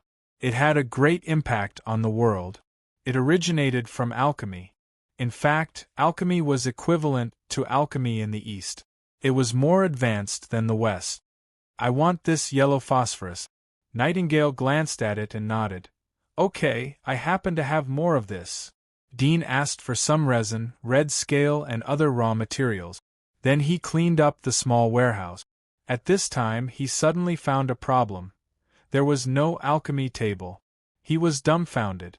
This was not making black gunpowder. He already had a complete formula. He just needed to mix the raw materials together. He wanted to study the match, but he hadn't mastered the specific production method. The last time he looked at the black gunpowder formula in the chip, he saw some materials with similar characteristics such as yellow phosphorus, red scale and other materials. So he wanted to take this opportunity to study it himself. Match was not a technology, but in this era it could greatly optimize the ignition tool. It was like the difference between an electric lamp and a candle. The reason why he wanted to study this was because he hadn't mastered the power of electricity, so he couldn't read the other high-tech modern products in the chip. Secondly, the industrial level of this world was too backward. It was futile to have the idea without the tools. The second reason was the last time he detonated the black gunpowder. He felt that ignition was a problem. The fire sickle was too inconvenient. He needed to repeatedly hit it with fire steel to create sparks to ignite the tinder. It was too fatal at the critical moment of the battle. Dean looked for Nightingale and curiously asked, "Where did you get the alchemy table?" No one dared to sell this thing in the market. Nightingale was mixing raw materials. When she saw Dean looking for her, she froze for a moment and said, "I forgot to tell you about this. You go and find Mouse and see if he has time. If he has time, he will take you to the underground market to buy one. But the price is a bit expensive. You'd better prepare more money, at least 2 silver coins." Underground market. Dean was startled. He suddenly remembered that Roseyard's notes seemed to have mentioned this place. It was the underground market of the Dark Church. They had strongholds in various places. Dean immediately found Mouse and told him about the matter. Mouse didn't think much about it. He promised that he would take him there in the evening. Dean said goodbye to Nightingale and left the alchemy nest. He didn't know how Barton and others were doing after 3 days. He immediately hired a carriage and went to the slums. Dean came to a dilapidated square. He quickly found the secret code left by Barton and others. There was a smile on his face. He followed the code and soon found a remote shack. It was close to the slums where the refugees gathered. Dean came to the front of the shack. He heard Barton's surprised voice from the other shack. Dean was stunned. He saw Barton and others come out of the shack. He hadn't seen them for 3 days. They were much more energetic than before. "We were afraid that the secret code would be exposed, so we rented another shack." Barton looked at Dean's expression and immediately explained. Chapter 94. Barton was relieved as he saw that Dudian didn't care about the wasted money. "We have been looking everywhere for the past few days but haven't found anything suitable. Crone went out again today and hasn't come back yet." Dudian nodded. He was quite happy to see that all of them were here. In fact, he had given each of them a gold coin as a test. After all, the value of a gold coin was extremely high. Even ordinary poor people would not hesitate to rob and kill. However, Barton and the others didn't leave with the gold coin. It showed that they were determined to work for him. Moreover, Dudian was very satisfied with the fact that they didn't open their eyes at the sight of money. "Crone has been gone for a long time today.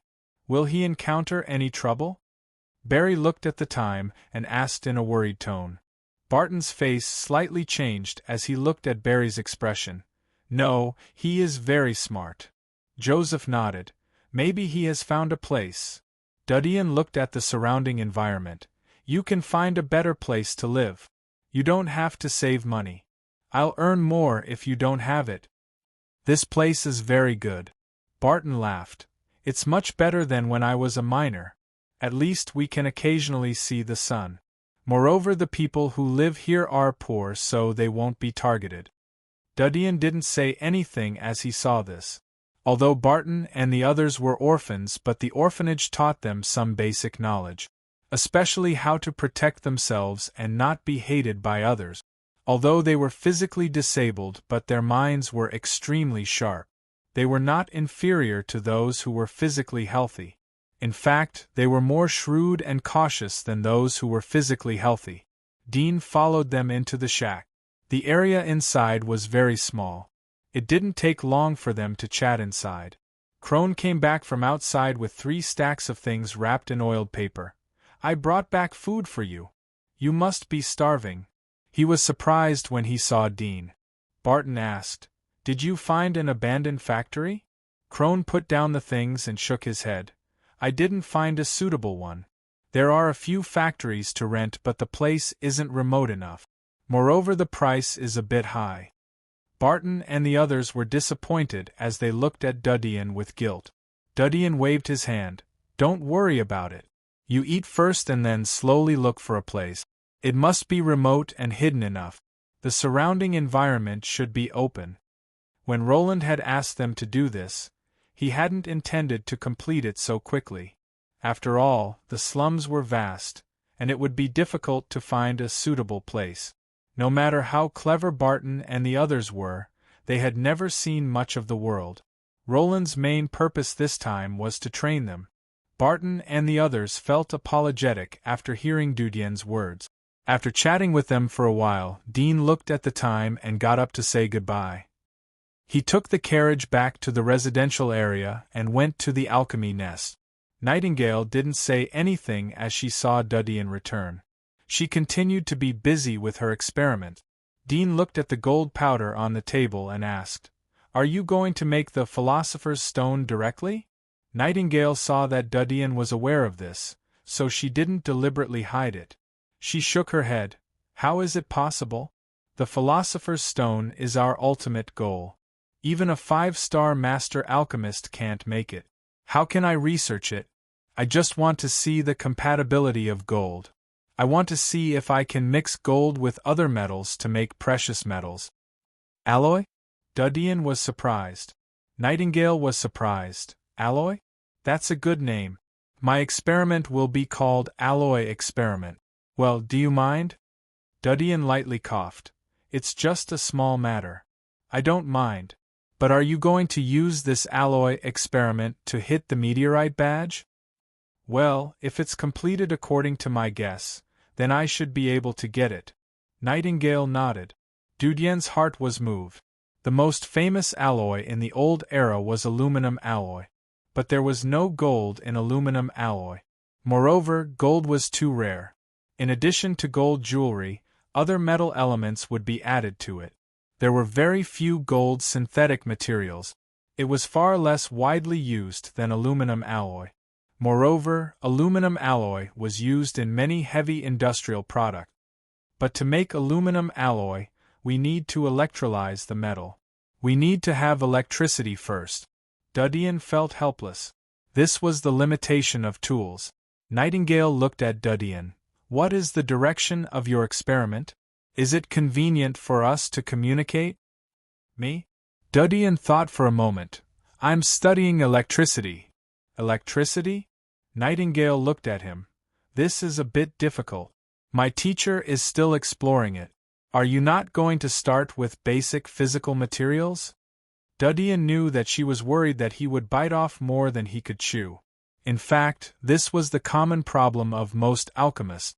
Some beginners even wanted to directly create the ultimate alchemy treasure, like the Philosopher's Stone. It was completely whimsical.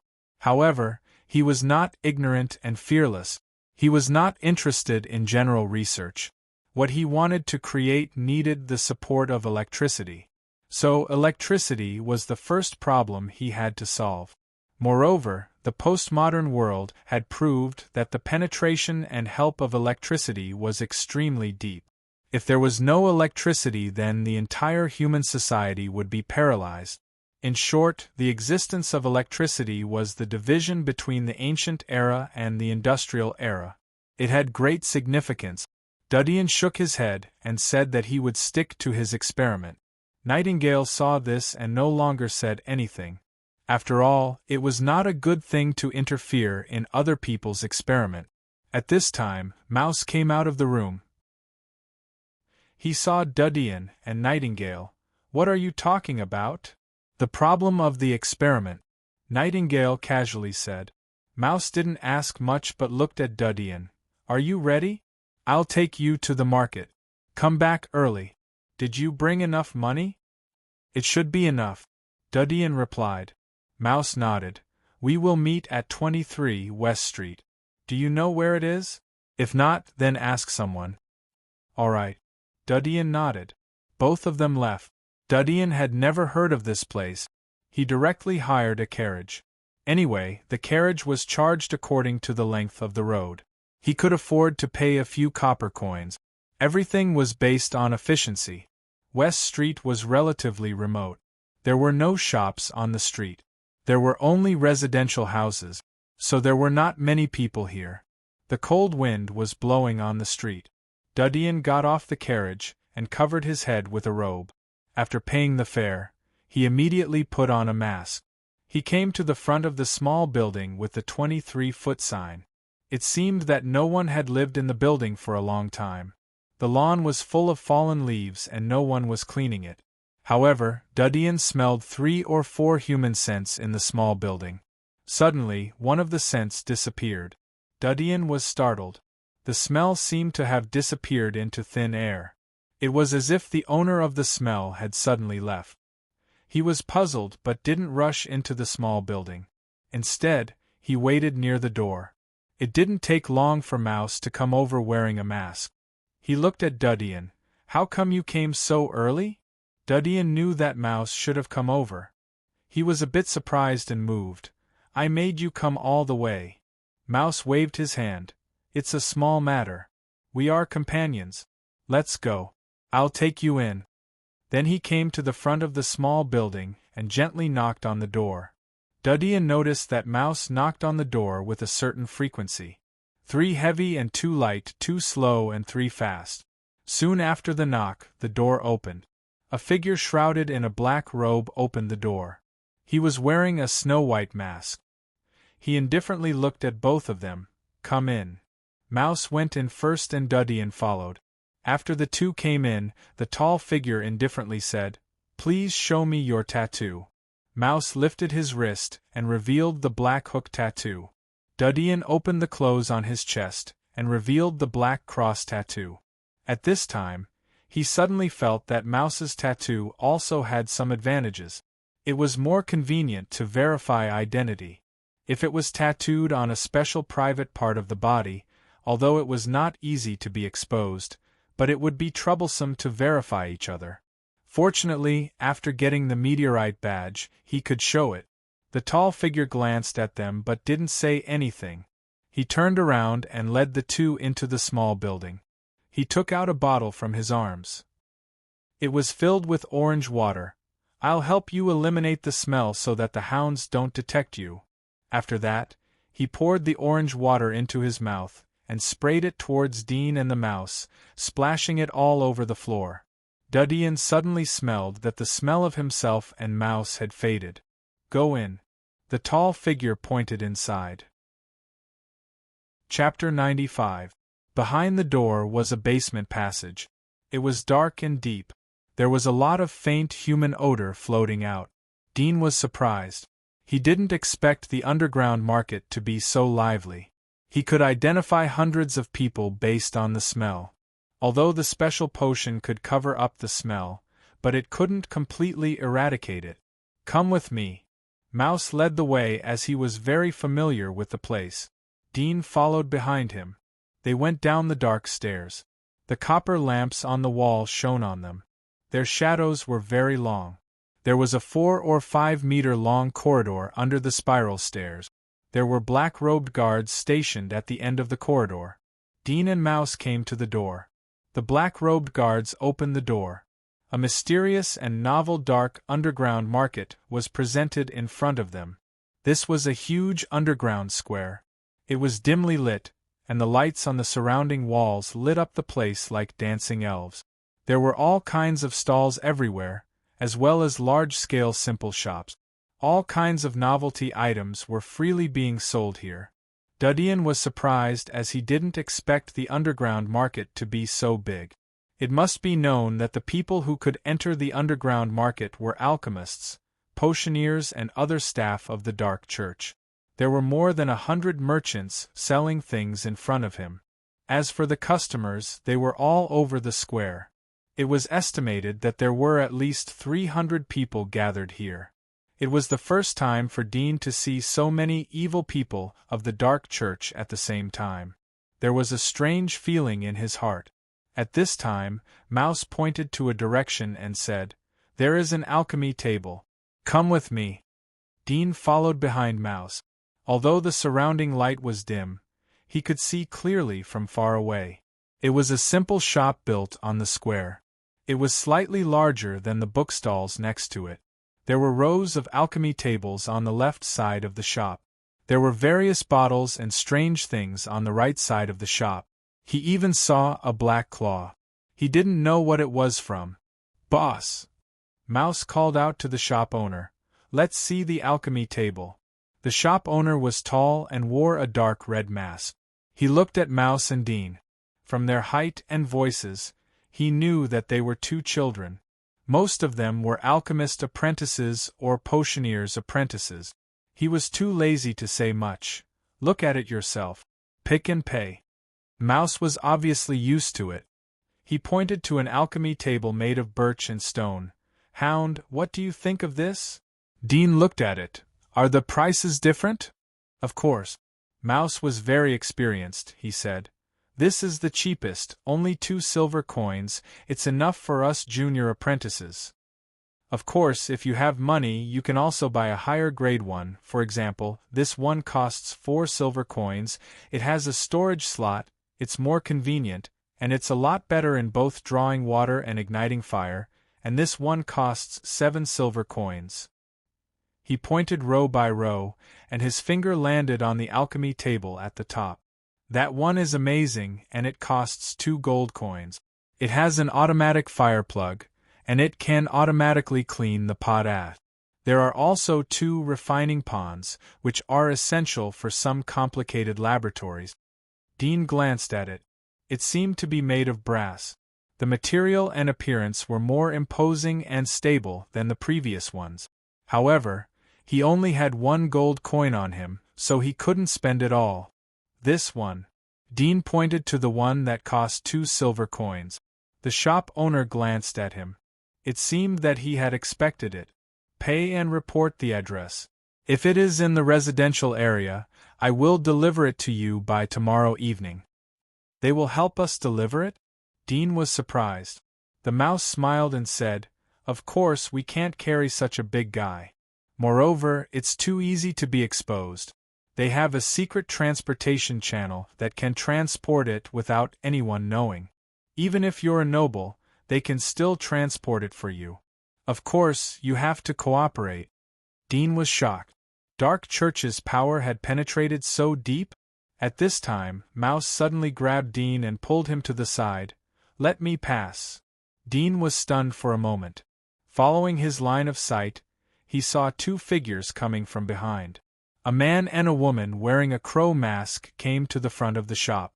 On their shoulders, there were dark golden hexagonal badges.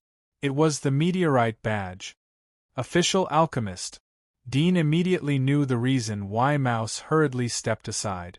Both of them were official alchemists, especially the tall one. He was wearing a meteorite badge with 3 small suns engraved on it.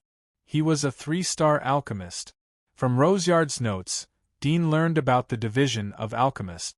From apprentice to 5-star master alchemist, every increase in star required a lot of alchemy points. It was often necessary to submit several experimental results in order to accumulate enough alchemy points. A 3-star alchemist was basically equivalent to a holy knight in the Holy Church. This was second only to the commander of the knights.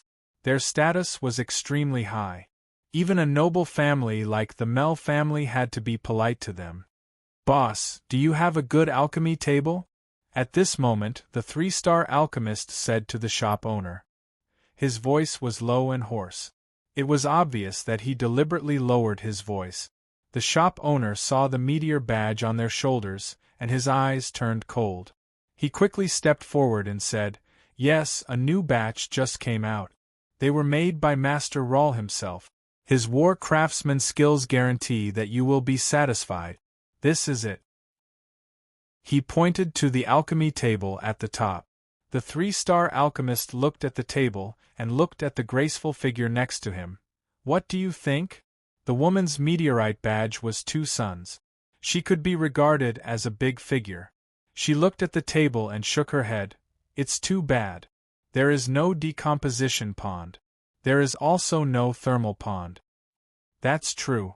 The tall figure pondered for a moment and said, Then let's go look for it again. Forget it. The woman sighed. This market should be a monopoly. My experimental report has been submitted. I will soon receive a call from the top. Let's use this for now. The tall figure hesitated for a moment and helplessly said, "Okay." The two immediately paid and bought the table from the shop owner. Dean and Mouse watched them leave and then retracted their gaze. Mouse sighed with emotion. "We can't afford it, but they think it's too bad. Sure enough, we have too little contact. Alchemy is too profound." Unfortunately, they didn't talk much, otherwise we might have been enlightened from their conversation. Dudian was surprised. She said that the experimental report should be submitted to the Dark Church? Why didn't she wait for the experiment to be completed, and then submit the results directly? Mouse shrugged and said, "They want to get alchemy credits as soon as possible. Many alchemy warlocks are worried that their experiments will be researched by others in advance, so they submit their ideas first. If the evaluation is valuable, it will be converted into corresponding alchemy credit. Of course, there is another possibility. Some people suddenly have other experimental inspiration, but they are busy with the experiment at hand.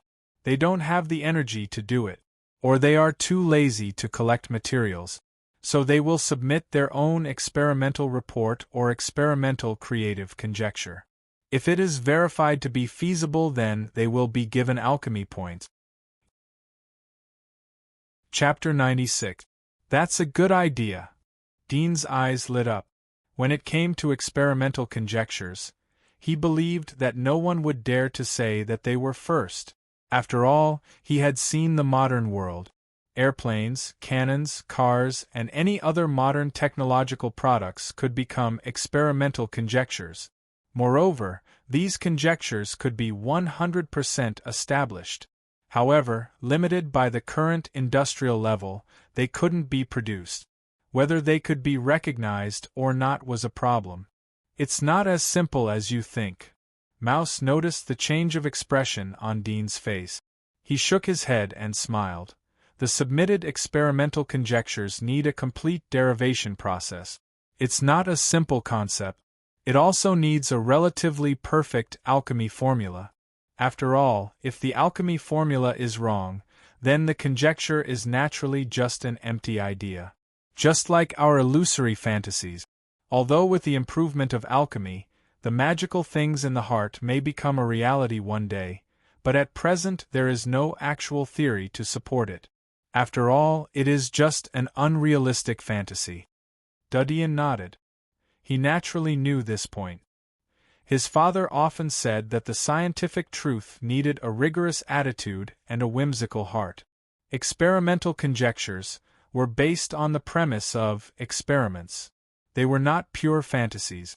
Even the magical things in the old science fiction were based on certain scientific theories. They were not fantasies. However, after all, novels were just stories. They were mainly based on fantasy. They could not be regarded as experimental conjectures, because the creator had not really carried out relevant experiments.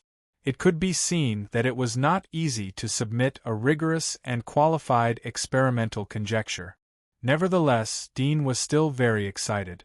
It was difficult for others, but for him it was very simple. As long as he copied the contents of the superchip, he would be able to do it. After all, it was a genuine technology formula. However, the premise of all this was the problem of electricity. Dean's heart became more and more anxious. At this time, it was not early. Mouse took Dean to look at other stalls. He didn't find anything helpful for his experiment, so he left the dark underground market with Dean. It was getting dark outside. Gray clouds of radiation shrouded the sky, blocking the moonlight. It was almost curfew time. Dean and Mouse parted ways and went home. In the blink of an eye, another 3 days passed. After the alchemy table was transported to the alchemy nest, Dean began to study the production of yellow phosphorus matches. After 3 consecutive days of experiments, he had gained a lot and mastered the initial manufacturing method. In fact, making matches wasn't difficult. Just like black gunpowder, the formula was very simple, but in the early days, the birth of black gunpowder was entirely obtained from the accidental explosion of an alchemist's furnace. Before that, no one expected that the few materials would explode together. The birth of many great inventions often came from coincidence. 3 days later, it was time for Dean to report to the hunter headquarters. Jura and her husband were still living in the residential district. They didn't follow Dudian to the commercial district. They were not in a hurry. After all, they had been rooted here for many years. They had many acquaintances from their father's generation. They needed to spend some time to get to know them. Dean took the consortium's carriage to a remote suburb of the commercial district. The place was surrounded by mountains. There were several silent castles. The carriage stopped in front of one of the castles. Dean got off the carriage and looked at the castle and the gloomy environment in front of him. He didn't expect the hunter headquarters to be such a place. The atmosphere was so gloomy. It was a good match for the hunters who often lived outside the giant wall. "Please." The coachman jumped off the carriage and respectfully said to Dean. Dean followed him. The two came to a castle on the hillside. The door of the castle was gently opened, and a young man in a black suit came out. He looked at Dean with a smile and said, "Are you the newcomer, Dean, who came to report?" "Yes." "Come with me." The young man in the black suit turned and entered the castle. After Dean entered, the door slowly closed. Along the gravel path, they came to the front hall of the castle. It was dim inside. There was an oil painting of a woman hanging on the wall. It was the same woman that Dean had seen on the top floor of the scavenger headquarters. Dean was slightly surprised and curious, but he didn't ask much. "Your identity has been registered for you. From the moment you come today, you have to fulfill your duties as a hunter of the Melon Consortium. The highest goal is to safeguard the interests of the consortium. Do you understand?" The young man in the black suit said to Dean. "Yes." Dean glanced at his shoulders. He didn't see any hunter's medal. He asked, "You are?" The young man in the black suit noticed Dean's eyes. He smiled and said, "I'm the deputy instructor of the trainee hunters. By the way, although you have magic marks, but you are still a trainee hunter. Compared to other excellent trainee hunters, you are not as strong as them. So from today on, you will receive consortium's training." Consortium's training? Dean was puzzled. "Isn't it the hunter school?" The young man in the black suit smiled. "I have heard about you. Originally, the consortium was going to arrange for you to go to the hunter school for training. But you have magic marks, so your physical fitness is higher than the others. Moreover, the hunter school is a unified training. It is impossible to give you a double standard. The consortium doesn't have enough power to make them give you face. So now you can't go to the hunter school.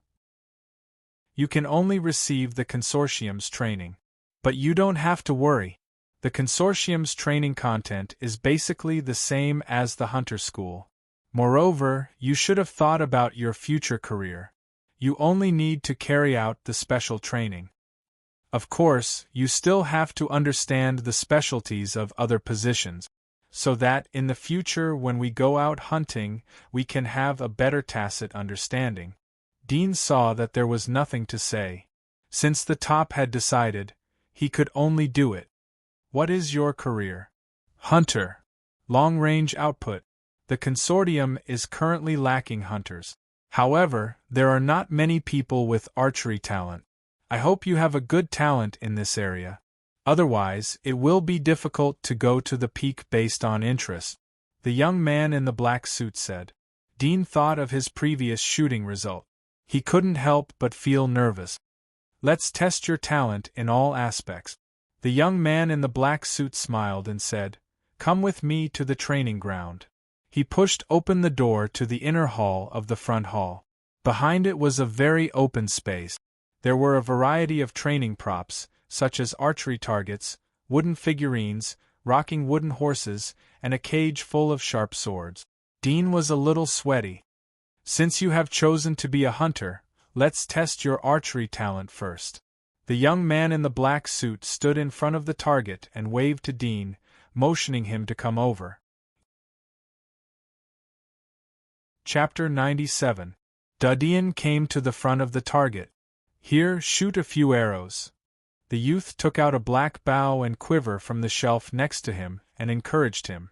Dean reached out and took it. He felt that the weight was slightly lighter than the hunter's bow, but for most scavengers, it was still extremely heavy. He immediately took out a common arrow and put it on his back. He pulled the string and aimed at the target in the distance. The target was about 30 meters away. With a swoosh, the arrow flew forward and nailed itself deeply into the target. However, it did not hit the bullseye. It was off by 1.5 rings. Not bad. Have you practiced before? The youth looked at it and was slightly surprised. Dean nodded. I have practiced for a few days. Just a few days. The young man nodded slightly and handed over a black bandage. He said, Cover your eyes and shoot another arrow. Dean nodded. He blindfolded and pulled the bow again. His mind searched for the approximate position of the previous target. Although he could smell the faint smell of the target, but he didn't rely on it. He wanted to see whether he had the talent of an archer or not. Whoosh! The arrow was shot out. With a thud, the arrow was nailed into the target. Dean pulled down the black band and looked at the target. The position was similar to the previous one. It seems that you have the talent of an archer. There was a smile on the youth's face as he said, Although your physique is high, but it's extremely rare to have such a result after a few days of training. If you work hard, then you may have the opportunity to become the second intermediate hunter in the consortium. Dean was surprised. Is there only one hunter in the consortium who has reached the intermediate level? Well, there are a total of 8 intermediate hunters in the consortium. 2 knights, 3 warriors, 2 thieves and 1 hunter. The youth smiled. There are few hunters. The main reason is that their individual combat ability is too poor. If there is no one to help them, it is difficult to hunt the prey. They rely too much on the team. Moreover, the hunter's skills are relatively difficult. This is the reason why intermediate hunters are rare. Hunter's individual combat ability is poor? Dean couldn't help but look at him. He chose the hunter profession because of its individual combat ability. In his opinion, it was the strongest individual profession. However, he did agree with the fact that hunter skills were harder to learn. After all, warriors and knights were always fighting monsters on the front lines, so their combat skills would improve very quickly. On the other hand, hunters were only responsible for shooting arrows repeatedly from the back, so they could only gain very little insight and could only rely on practice makes perfect. Let's try the talents of other professions. The youth took Dean to the second drawing area. There were several wooden dolls. There were all kinds of swords, whips, hammers and other weapons of different lengths on the shelves. However, there was no spear. The spear was the exclusive symbol of the knight. Attack the wooden puppet and smash it to pieces.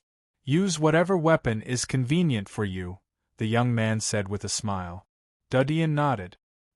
He picked up the sword and came in front of a wooden figure. He used all the ways he could think of to hack it. The repeated slashes made him feel awkward and uncomfortable. The blade would slip if he used too much force. Dean knew that a sword was not suitable for him, so he switched to a dagger. Compared to a sword, a dagger was much more convenient. It was longer than a dagger and could be used like a dagger. He liked it very much. He didn't feel tired even if he continued to hack. Next were other weapons, whips, hammers, knives. Dean tried them one by one. In the end, he felt that he was more comfortable with a dagger and a knife. The youth also gave such an evaluation based on his result. Your warrior talent is also good, but a hunter is better. Let's look at your knight talent. The youth said. The knights here were different from the knights inside the giant wall. Although the fighting style was similar, the knights inside the giant wall paid more attention to moral character. They would go through a strict assessment before being awarded a knight medal. But they were purely fighting outside the giant wall. Everything was based on strength. Dudyan was sitting on a rocking wooden horse, holding a spear and constantly waving it. He felt extremely uncomfortable. The youth looked at him and shook his head. He let Dudyan carry out the last test. The core of a thief was hiding and evading. The way of the test was a large cage full of swords and guns. The cage would constantly shake, and the swords and guns inside would constantly shake. There was no rule. It was completely decided by the reaction speed of the individual nerve. Change into this. The youth handed Dudyan a set of heavy black iron armor. Dudyan immediately put it on and felt his actions were clumsy. After entering the iron cage, the young man pressed the mechanism, and the iron cage immediately shook. The swords and sabers inside were like countless soldiers surrounding and suppressing him, stabbing at him in a disorderly manner. Dudyan hurriedly dodged left and right. His eyes quickly swept left and right. Occasionally, he caught a glimpse of silver light from the corner of his eyes. He quickly bowed his head to dodge. His body's instinctive reaction was extremely sensitive. As he dodged for a long time, he soon grasped a certain pattern from the shaking of his feet. Nevertheless, there were still 2 or 3 spears that stabbed his body. But he was protected by the black iron armor, so he wasn't injured. Soon, the test was over. The youth opened the cage. His face was full of amazement. "Gee, I didn't expect you to be so agile. Although your physique is relatively high, but to have such a reaction speed is too strong. You can become a thief. Your talent in this aspect will definitely allow you to reach the level of intermediate hunter as soon as possible.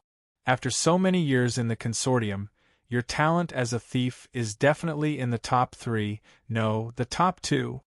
Dudyan didn't expect to get such an evaluation. His heart was happy, but after thinking about it, he still said, "I still like to be a hunter. I can kill the enemy from thousands of meters away." Okay. The youth sighed regretfully. He didn't insist. After all, this was just a simple test. It could roughly see some talent. It was not completely accurate. Many people were not good at the beginning, but later they became more skilled than those who were good at the beginning. He had seen several such examples. Moreover, interest was a very key in boring skill practice. This was why the consortium didn't force a profession, but let the hunters choose their own. Although your talent as a hunter and thief is very high, but don't be arrogant and complacent. You have to train well. The consortium doesn't give you much time. Strive to become a real hunter within a year. The youth earnestly said, "Although your learning time is only 1/3 of the other trainee hunters, but you have mastered the magic marks. Your physique has been enhanced in all aspects, so it will be easier to learn. After a year, if you don't pass the skills assessment, the consortium will force you to go outside the giant wall so that you can hone your skills in actual combat. However, you should also understand the dangers outside the giant wall. So work hard. If you are lazy today, you will lose your life tomorrow." Dudyan nodded. "I know." Chapter 98. The hunter training ground was located on the other side of the river behind the castle. There was a very wide grassland. At the moment, there were 5 figures standing on one side of the grassland. They were pulling bows and shooting arrows. The targets were 100 meters away from each other. The 5 of them consisted of 4 men and 1 woman. Each of them was served by 2 people dressed like servants, either passing them arrows or serving them tea. At this time, the youth came to the field and clapped his hands. The 5 people suddenly stopped and looked over. "I'm going to introduce you to a new companion or a future senior." The youth smiled and pointed to Dean. "His name is Dean. He will train with you from today." The 5 people suddenly looked at Dean. Their first impression was that he was handsome and the second was that he was quiet. "Instructor, he is a newcomer. How can he be our senior?" One of the pale-skinned teenagers frowned. The youth smiled and said, "Dean used to be a scavenger. He accidentally got magic marks. He is already a veritable hunter. What he lacks is professional skills. He will study here for a year and will graduate. In the future, he will naturally be your senior unless you can complete your training before he graduates. The 5 people were surprised. Including the pale-skinned teenager, they could not help but look at Dean a few times. The youth took Dean to an empty shelf and said, "This is your position. In view of your hunter's physique, today's training is to shoot a bronze bow 1,000 times. You will finish when you finish. Don't think about dragging it until tomorrow. Otherwise, you will never have dinner." Dudian nodded, indicating that he understood. He had seen the cruelty outside the giant wall. The purpose of his training was not simply to complete the task, but to improve himself. No matter how many tasks the young instructor set, he would exhaust himself to the extreme. The distance of each arrow must exceed the line below the target position. In the first 7 days, you will not be required to hit the target with 100 arrows, but the number of arrows must not be less than 1,000. The young instructor changed his previous easygoing attitude and said in a cold and serious tone. Dean nodded. Apparently, the young instructor had already made arrangements. There were 2 servants standing in front of the vacant shelf.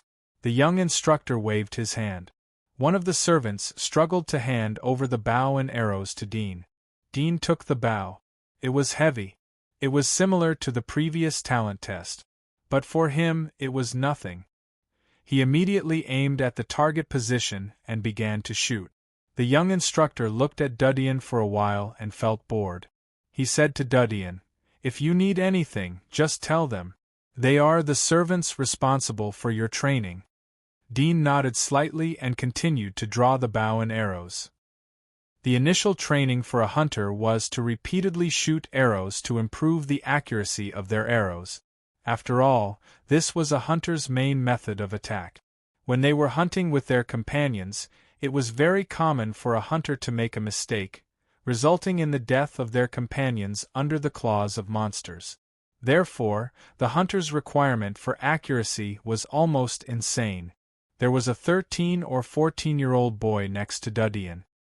He curiously looked at Dudian while shooting arrows. He wanted to see how powerful a real hunter with magic marks was. Soon, the teenager was disappointed. Dean's archery level was worse than his. More than 10 arrows had not hit the target at a distance of 100 meters. All of them missed the target, but the distance was quite far. It seems that a hunter is nothing more than a strong physique. There is nothing special. The teenager thought in his heart. He no longer paid attention to Dean and continued his archery training. Dean repeatedly shot an arrow. After shooting dozens of arrows, he gradually felt that he had mastered some of the feeling of shooting, such as the angle of aiming, the approximate deviation from the actual position, and the change of angle caused by the strength of the shooting force. In the old era, it was extremely difficult to shoot a target of 100 meters. But the physique of Dean and the 5 apprentice hunters was not that of ordinary people in the old era. Needless to say, these 5 apprentice hunters could pull such a heavy bow. Naturally, they had received God's blessing.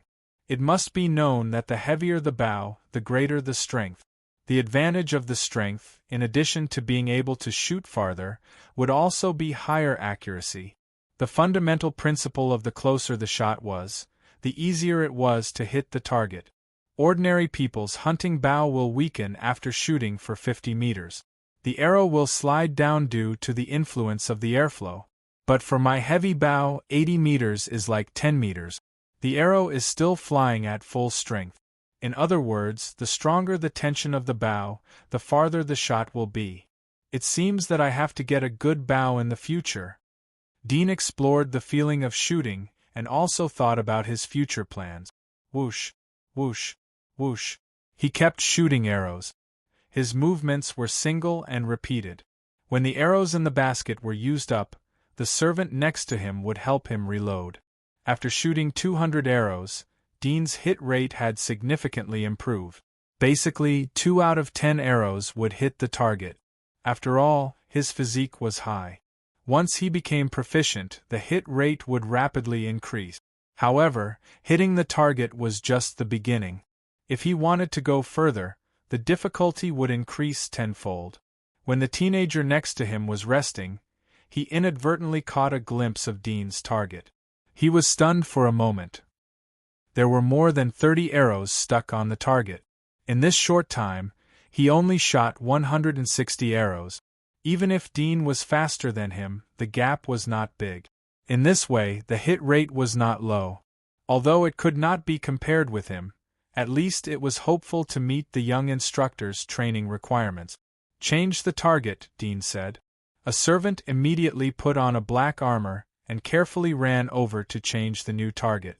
After changing the target, Dean continued to pull the bow and shoot. With a sound, the arrow hit the target. Dean shot another arrow, and with a sound, it hit the target again. Dean continued to shoot. Soon, 5 out of 10 arrows hit the target.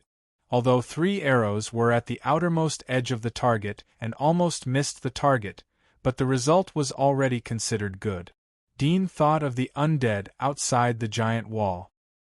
He narrowed his eyes and regarded the target as a standing undead. He used the red heart as its head and pulled the bow and arrow to shoot continuously. After shooting 400 arrows in a row, Dean felt that his arm was extremely sore. He had to stop and rest. After his arm recovered a little, he continued to shoot. Soon, it was dusk and the sun was setting. Dean had shot 800 arrows. After shooting 500 arrows, his hit rate had declined. His arms were sore and swollen, making it impossible for him to maintain stability. The rest of the archery was purely an exercise for his arms and the feeling of shooting. At this time, the next 5 trainee hunters had completed their respective tasks. They were tired and panting. After saying goodbye to Dean, they left. Dean stood in front of the sunset. His face was dripping with hot sweat. He gritted his teeth and kept shooting. Every time his arm was sore, there would be a voice in his heart that kept persuading him to stop and rest. At this moment, he would deliberately think of the undeads outside the wall, the ferocious appearance, and the feeling of helplessness when being chased. Then the blood in his heart would surge, and he would continue to shoot. Inertia was inborn, but persistence was his own choice. Chapter 99. The sky was getting dark. Dean was still pulling the bow and shooting arrows. Every time he pulled the bow, it was extremely strenuous and even painful, but he still shot the arrows one by one. 2 servants stood next to him and looked at each other. They had replaced 57 quiver of arrows for Dean. Each quiver had 20 arrows, so it had already exceeded the number of 1,000 arrows. "Elder, your 1,000 arrows task has been completed." One of the servants hesitated for a moment, but still interrupted Dean's training and said. Dean gasped and said, "I know, continue to change the arrows." After that, he continued to pull the bow. When he was too tired to pull the bow, he took a short break to recover and then continued to shoot arrows. Until around 8 or 9 o'clock in the evening, Dean was completely tired and could no longer pull the bow. He had to stop and asked a young servant next to him, "How many arrows?" 1,290 arrows. The servant quickly replied. Dean gasped and thought, 10 more arrows to reach the round number. His obsessive-compulsive disorder was playing tricks in his heart. He planned to go back to rest, but now he was serious. Soon, after intermittent rest and shooting arrows, Dean spent a quarter of an hour to make up 10 arrows. He was satisfied and ready to leave. At this time, the young instructor came from the distance and saw Dean next to the shelf. He was surprised. "Not finished yet?" "It's done." Dean gasped. The young instructor looked at the 2 servants next to him and saw them nodding slightly. He knew that Dean was not fooling him. He smiled. "Go back and rest. These 1,000 arrows are based on your physique. When others first came here, they were tired with 300 arrows a day. Now they can only achieve 800 arrows a day. After all, your physical strength is much higher than theirs. 1,000 arrows is your starting point. We will continue to gradually increase your training volume. Don't neglect or be lazy, understand? Dean nodded. Go back and have a good rest. The young instructor waved. Dean handed the bow to the servant and turned away from the lawn. He was so tired that his arms were still slightly trembling. The place to sleep at night was a nearby castle for trainee hunters. All the trainee hunters were privately trained by the consortium. Dudian came to the front hall to have dinner. He had to say that the life of the hunter special training was completely different from that of the scavengers. The scavengers were thoroughly trained. They lived in poor conditions and ate poor food. They were trained to adapt to the living conditions outside the giant wall. But hunters were different. As long as they completed their tasks every day, they would be able to enjoy other aspects of material enjoyment. There was a specially hired chef waiting for them at any time, and they could order whatever they wanted. As long as they completed the task before 9 p.m., they could eat as much as they wanted. Dean arrived at 8:45. He ordered a pan-fried blood steak and a foie gras. Both of these were poultry raised in the giant wall. The effect of nuclear radiation was relatively shallow, so the degree of mutation wasn't obvious. After generations of reproduction, the definition had changed from mutation to evolution. It belonged to non-polluting poultry and was the favorite food of the aristocracy. After eating, Dean went back to the room arranged by the young instructor to sleep. The room was independent and very spacious. It was a rare enjoyment for Dean, who was used to living a hard life. The night passed quickly. The next day he got up on time and came to the hall under the castle. He saw a lot of people who were almost the same age as him. One of them was the trainee hunter that he had trained with yesterday. "Good morning." The teenager saw Dudian and calmly greeted him. "My name is Tursun. I heard that you came back very late last night. The first day must have been very hard for you. I can't believe that I gave you 1,000 arrows training. You are worthy to be the one who got the magic marks. You can even complete such a terrible requirement." Dean politely said, "You will get the magic mark in the future." The teenager smiled and didn't say anything. He said goodbye to Dean and went to the side to get his breakfast. Dean also went to the queue and asked for his own breakfast. After eating, he moved his arms. After a night of recovery, there was still some sore feeling. He knew that today's practice would be more difficult. After eating breakfast, Dean came to the lawn. At the moment, the other 5 people hadn't arrived yet. The servants also hadn't arrived yet. Dean didn't pay attention to them and began to practice. After shooting 100 arrows, he saw the other 5 people coming. The young instructor's training was very free. As long as the task was completed on the day, no matter how long the training was, he could arrange his own time. After the 5 people arrived, they greeted each other and began to train. A single training course and day-after-day life was extremely boring for a child of Dean's age. But Dean was very patient since childhood. He had seen the destruction of the world and the cruelty outside the giant wall. This made his thirst for power stronger. This desire surpassed all other interests of fun. In the blink of an eye, another day passed. The young instructor came to see them several times. He guided them on the basic posture of archery and the roll of the shoulders, arms and other parts of the body. Then he left. At 8 o'clock in the evening, Dean was so tired that his arms cramped and had to stop. Today's task was barely up to 1,200 arrows, 100 less than yesterday's. The main reason was that yesterday's overdraft was too big, and the after effects of arm soreness had affected today. Dean dragged his body back to the castle. After dinner, he went back to the room and fell asleep. The next 3rd and 4th day, Dean went back at 8 o'clock in the evening as usual. On the 3rd day, the number of arrows shot skyrocketed to 1,500 arrows. The sore feeling in his arms had gradually adapted after the night's rest. On the 4th day, the number of arrows shot had reached 1,600 arrows. In the high-intensity training, Dean's body was also adjusting and adapting quickly. The 5 people who trained with Dean all felt the progress of Dean's archery. The hit rate was almost twice as high as before. Almost every 10 arrows, only 1 or 2 arrows would miss the target, and the rest would all hit the target. Of course, this was the probability of the first few hundred arrows. The more the arrows, the lower the hit rate. It was negligible. Even so, the 5 people were surprised by such progress in just a few days. However, thinking that Dean was a hunter who had mastered magic marks, his physique was several times higher than theirs. Such amazing progress could be explained. Nevertheless, the 5 people were still somewhat unconvinced. Even if they were facing a hunter who had mastered magic marks, they didn't want to be quickly overtaken by a newcomer. So in the next few days, they were more serious about their attitude when shooting. Instead of shooting casually like before, they just hoped that the arrows could fly over the target.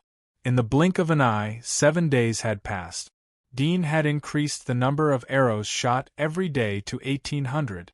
Now that you have adapted, from today on, the number of arrows you shoot every day will increase to 1,500 arrows. The young instructor said coldly and harshly. Moreover, the number of arrows that hit the target must reach 300. Dean nodded and didn't say anything. In fact, the number of arrows he had hit the target had reached about 500, almost double the task set by the young instructor. However, he didn't care about the task given by the young instructor. His goal was to surpass himself and squeeze himself to the limit. Chapter 100. The hard training continued. In the blink of an eye, another 7 days had passed. The young instructor seemed to use 7 days as a phase. On the 8th day of archery training, he once again set a new task target for Dean. The number of arrows per day had increased by 100. He needed to complete 1,600 arrows, and 400 of them must hit the target. This time, he didn't directly increase the number of arrows by 500. Perhaps he considered that there was a limit to his physique. According to the young instructor's assessment, it would be very difficult for Dean to complete 1,500 arrows with his physique. It would be extremely difficult for him to increase the number of arrows by 100. 2,000 arrows was basically the limit of Dean's physical strength. His assessment was based on a variety of information and was very accurate. However, he did not know that when he set this task target, Dean had increased the number of arrows to 2,080. Moreover, this record was immediately broken on the 2nd day, reaching 2,112 arrows. The more time passed, the slower the number of arrows Dean could shoot. His physical strength had already reached the limit, or even broke through the limit. Moreover, his hit rate had reached 700 arrows. In other words, he could continuously and steadily shoot 700 arrows. This was absolutely a terrible level, and it meant that he had really entered the door of archery. However, it was just the door. After all, the target was static, and the target area was relatively large. If he wanted to accurately hit a smaller bullseye range, the difficulty would be even greater. In the blink of an eye, another half a month passed. On the hunter training ground, whoosh, whoosh, whoosh, the arrows flew out continuously and the arrows hit the target. Out of 3 arrows, 1 arrow hit the bullseye. Dean's movements were stable. Yesterday's tired and sore arms had almost recovered after a night's rest. His body had fully adapted to such high-intensity training. When he shot 200 arrows, the other 5 people came to the training ground one after another. In this month of archery training, Dean's rapid progress had made the 5 people sit up and take notice of him. However, thinking that Dean was a hunter with magic marks, the 5 people's hearts were both envious and somewhat jealous. Not long after the 5 people arrived, the young instructor also came. In addition to the release of task indicators, his expression was very easygoing. He chuckled to Dudian. Today is the first month of training. The number of arrows you shoot every day has reached 2,000. Even if you have reached the limit, You have completed the target I gave you on time. I believe that your arm strength is now very stable. Dean stopped and looked at him. Next, it's time to teach you the first archery skill of a beginner hunter. Once you've mastered it, you'll be considered a qualified archer. The young instructor smiled and picked up another black bow and quiver from the shelf. He pulled out a dark arrow and put it on the bow. Look carefully, this is called rapid arrow. As soon as he finished speaking, he loosened his fingers and the tendon string shot out. With a swoosh, the arrow shot through the air and nailed itself on the target, hitting the bullseye. As Dean looked back at the young instructor, he heard a sound coming from the target. He couldn't help but look at the target and saw 2 arrows nailed in the bullseye. You didn't see it clearly. The young instructor smiled and said, the so-called rapid-fire arrow refers to the rapid shooting of the arrows without pause. The difficulty of this move lies in its stability and speed.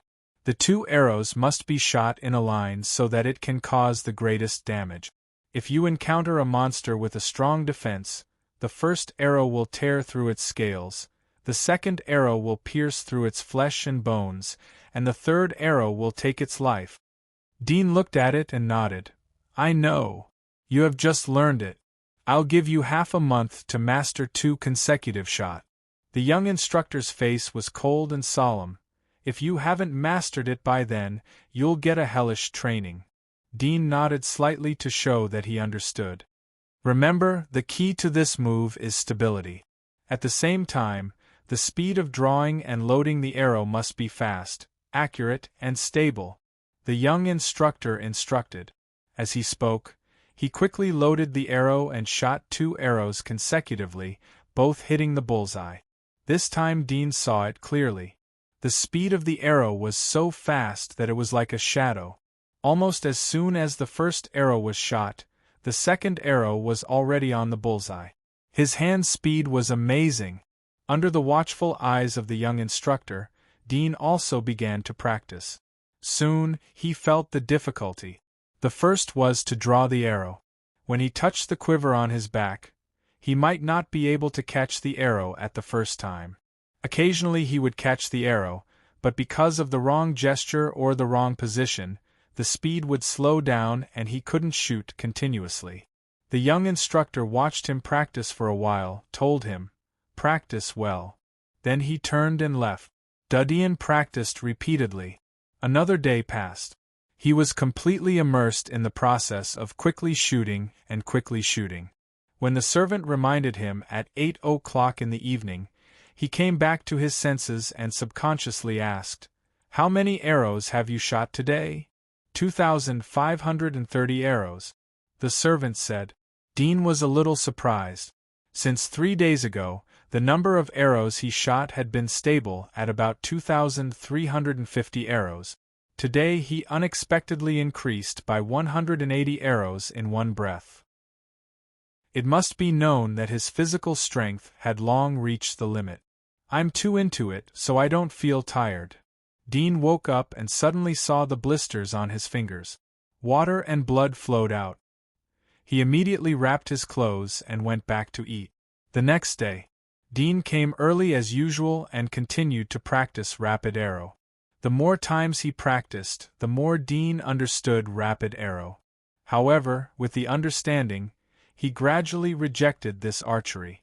Rapid arrow shooting, although 2 or even 3 arrows in a row are very lethal, but the shortcomings are also very obvious. The rapid shooting will lead to the weakening of the power of each arrow. The real damage caused by 3 arrows is at most equal to 1.5 arrows. Dean thought in his heart, if I can kill with 1 arrow, why do I need 3 arrows? It's better to practice the previous arrow. Although the speed is slow, but the hunter's fighting style is to ambush and shoot. As long as I can kill with 1 arrow, it's fine. Moreover, people's energy is limited. Takes too long to practice rapid arrow. It's better to concentrate on learning. He decided to go to the extreme. Anything that reached the pinnacle would be terrifying.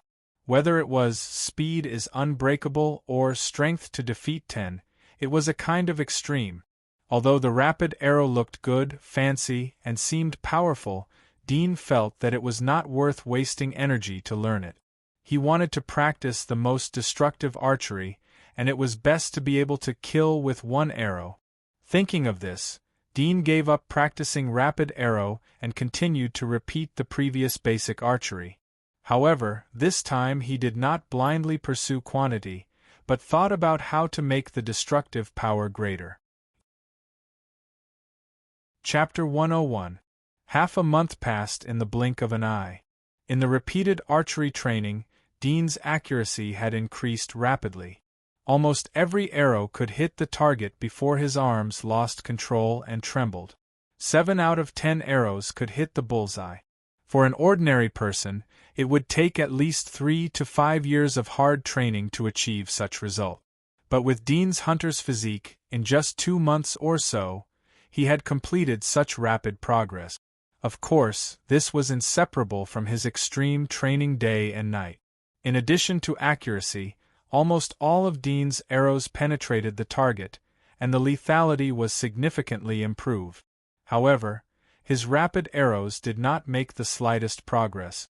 When the young instructor came to check his results, he was immediately angry.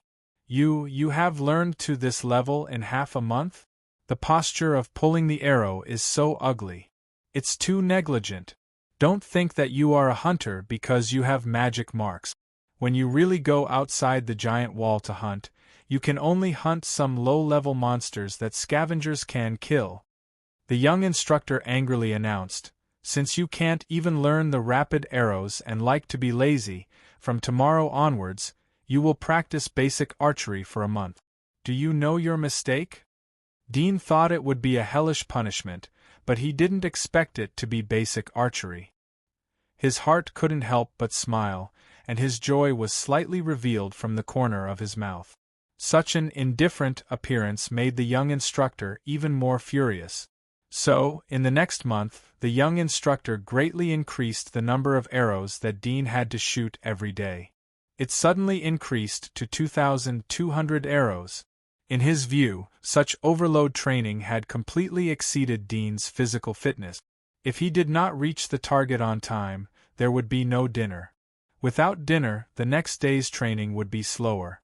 In this way, he would fall into a vicious cycle.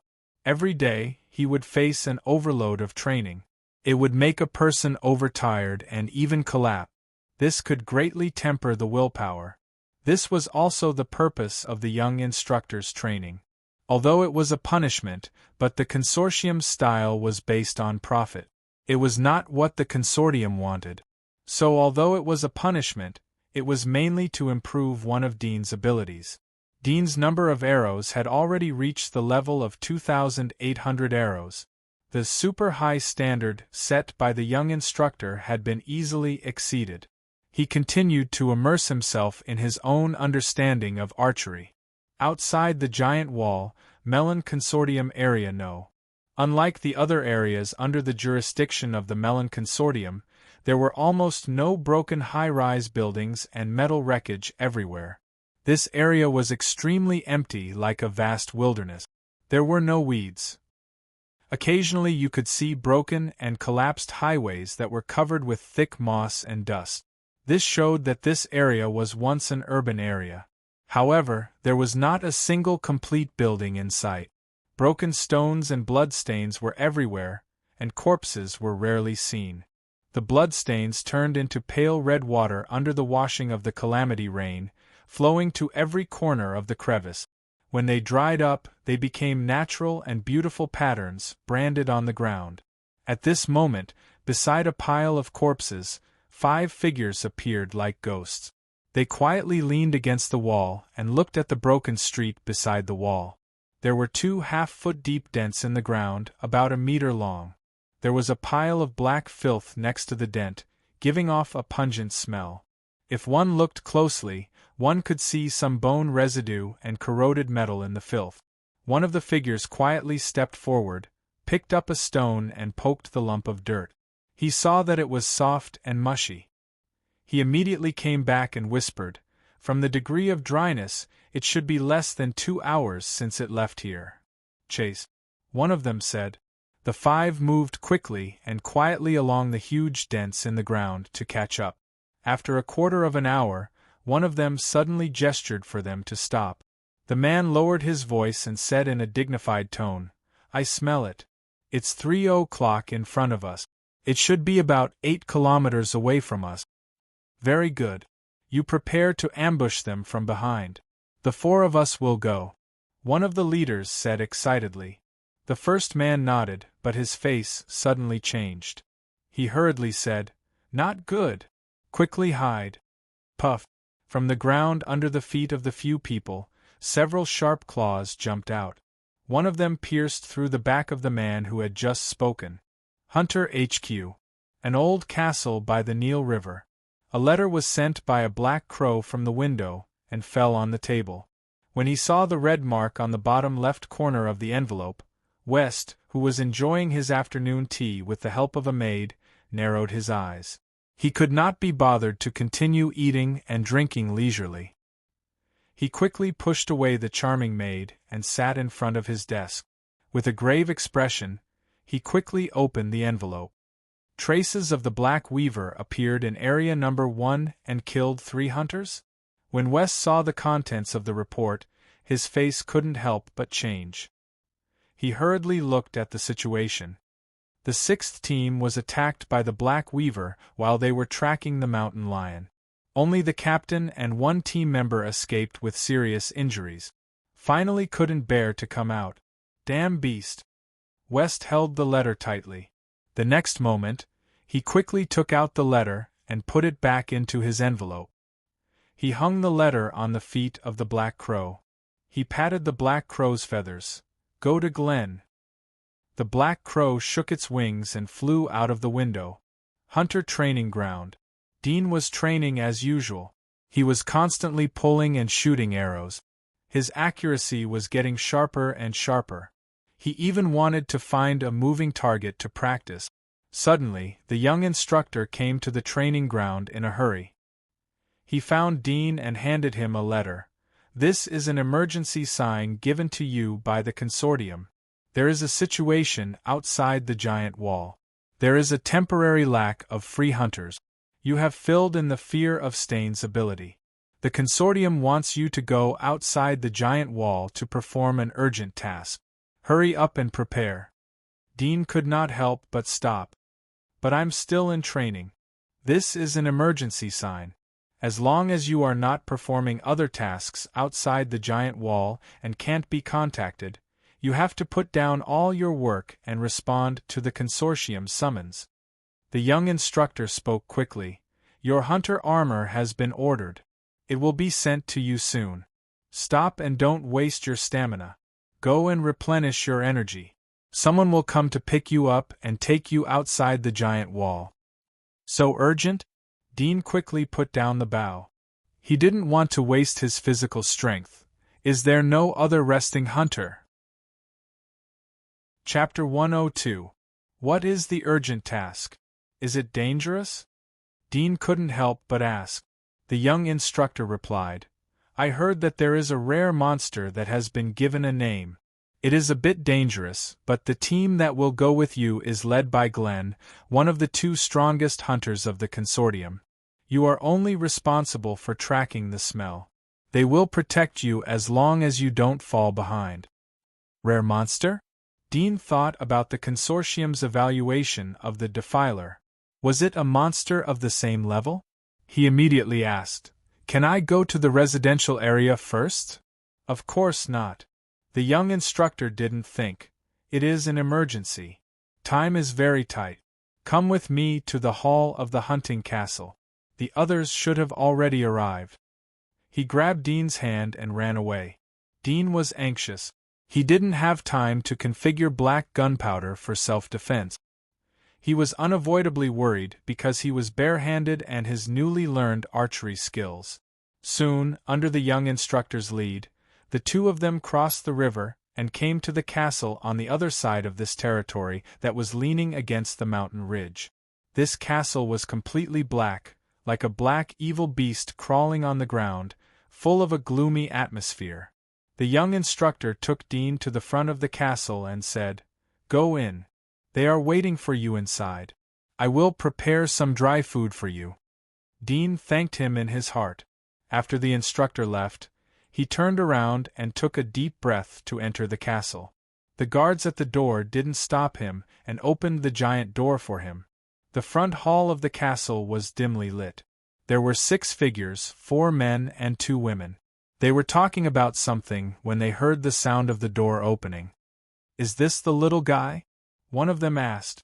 Another youth said, "I heard that he is a lucky scavenger rookie. Most likely it is him." At this time, a slim figure came out of the crowd. It was a beautiful woman in her early 20s. She was wearing a tight-fitting black hunter's armor. She glanced at Dean and said, "Immediately put on your armor and get ready to go."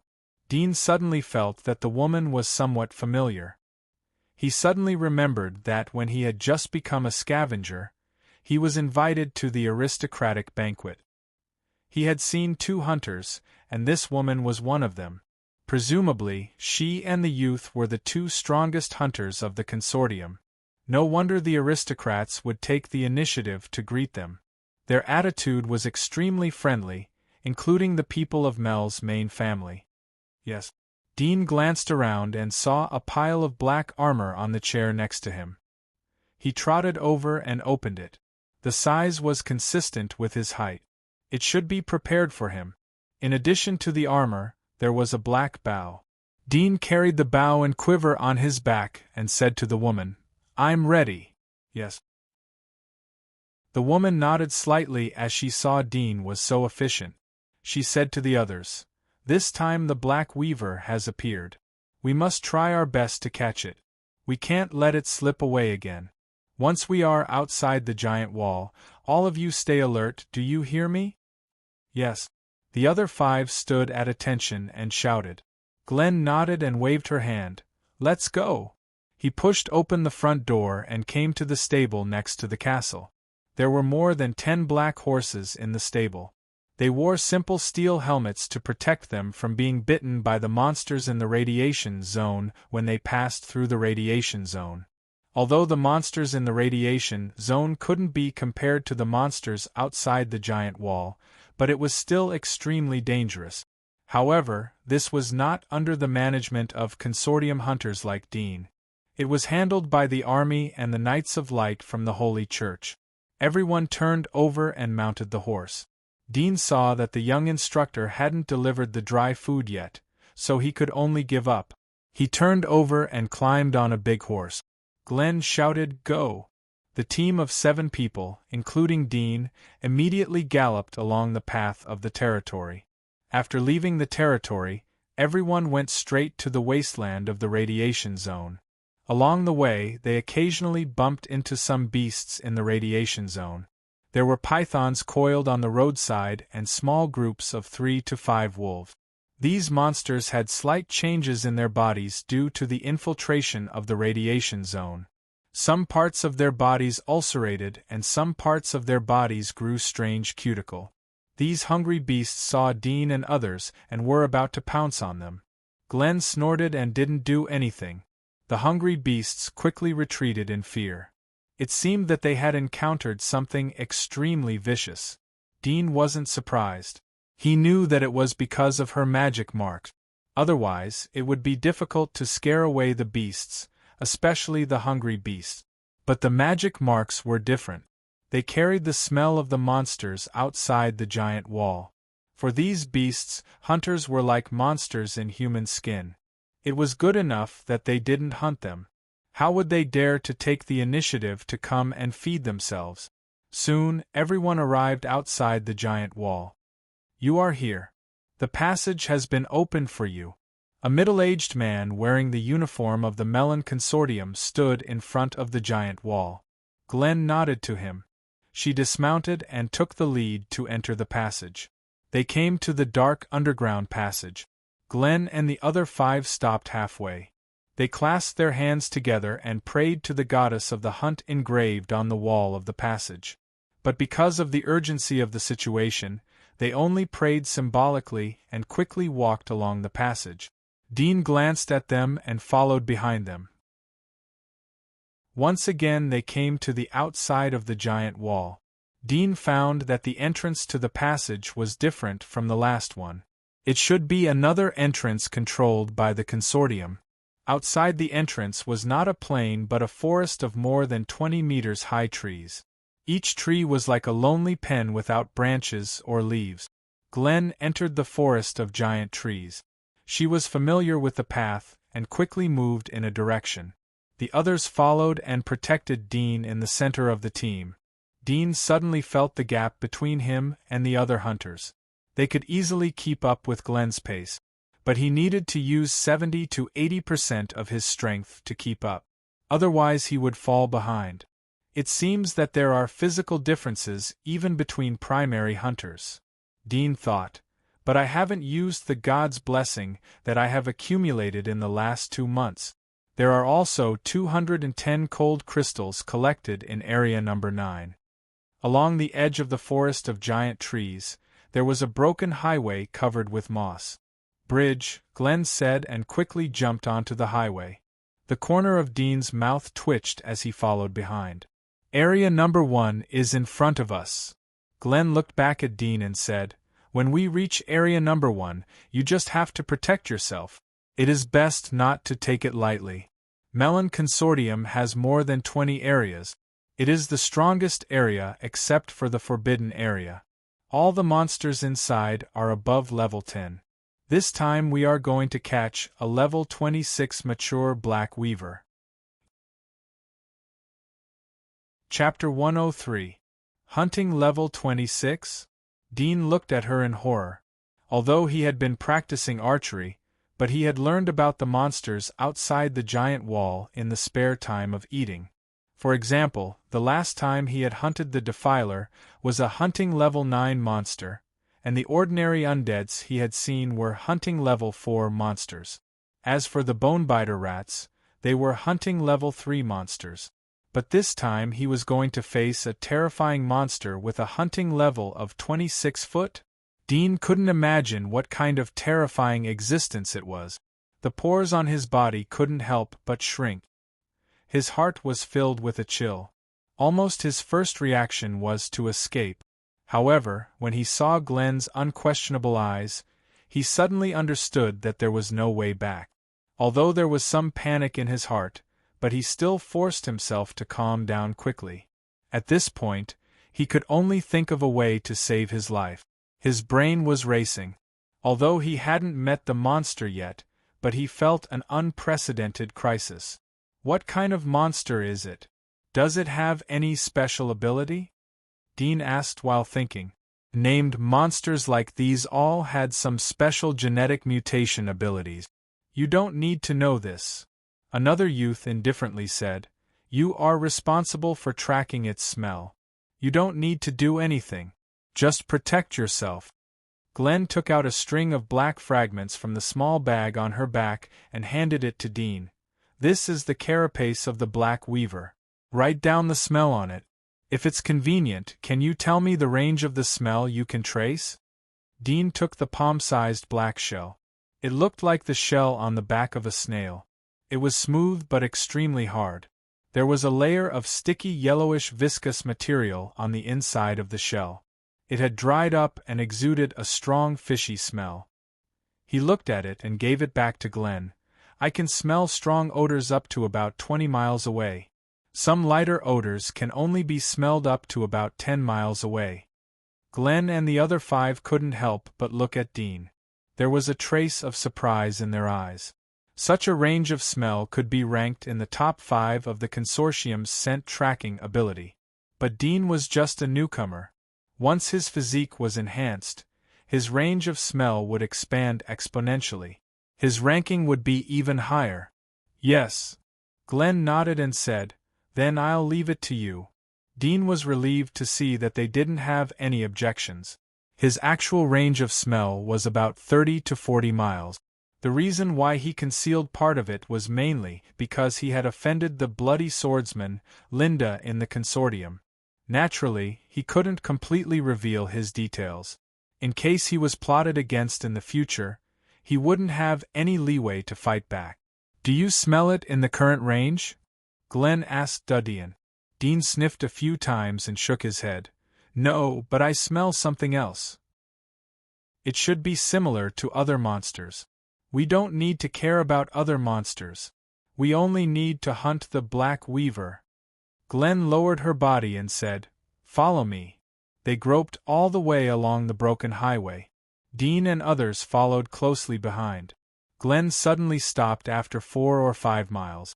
She pointed to a small depression in the distance and said, "These are the footprints of a mountain lion.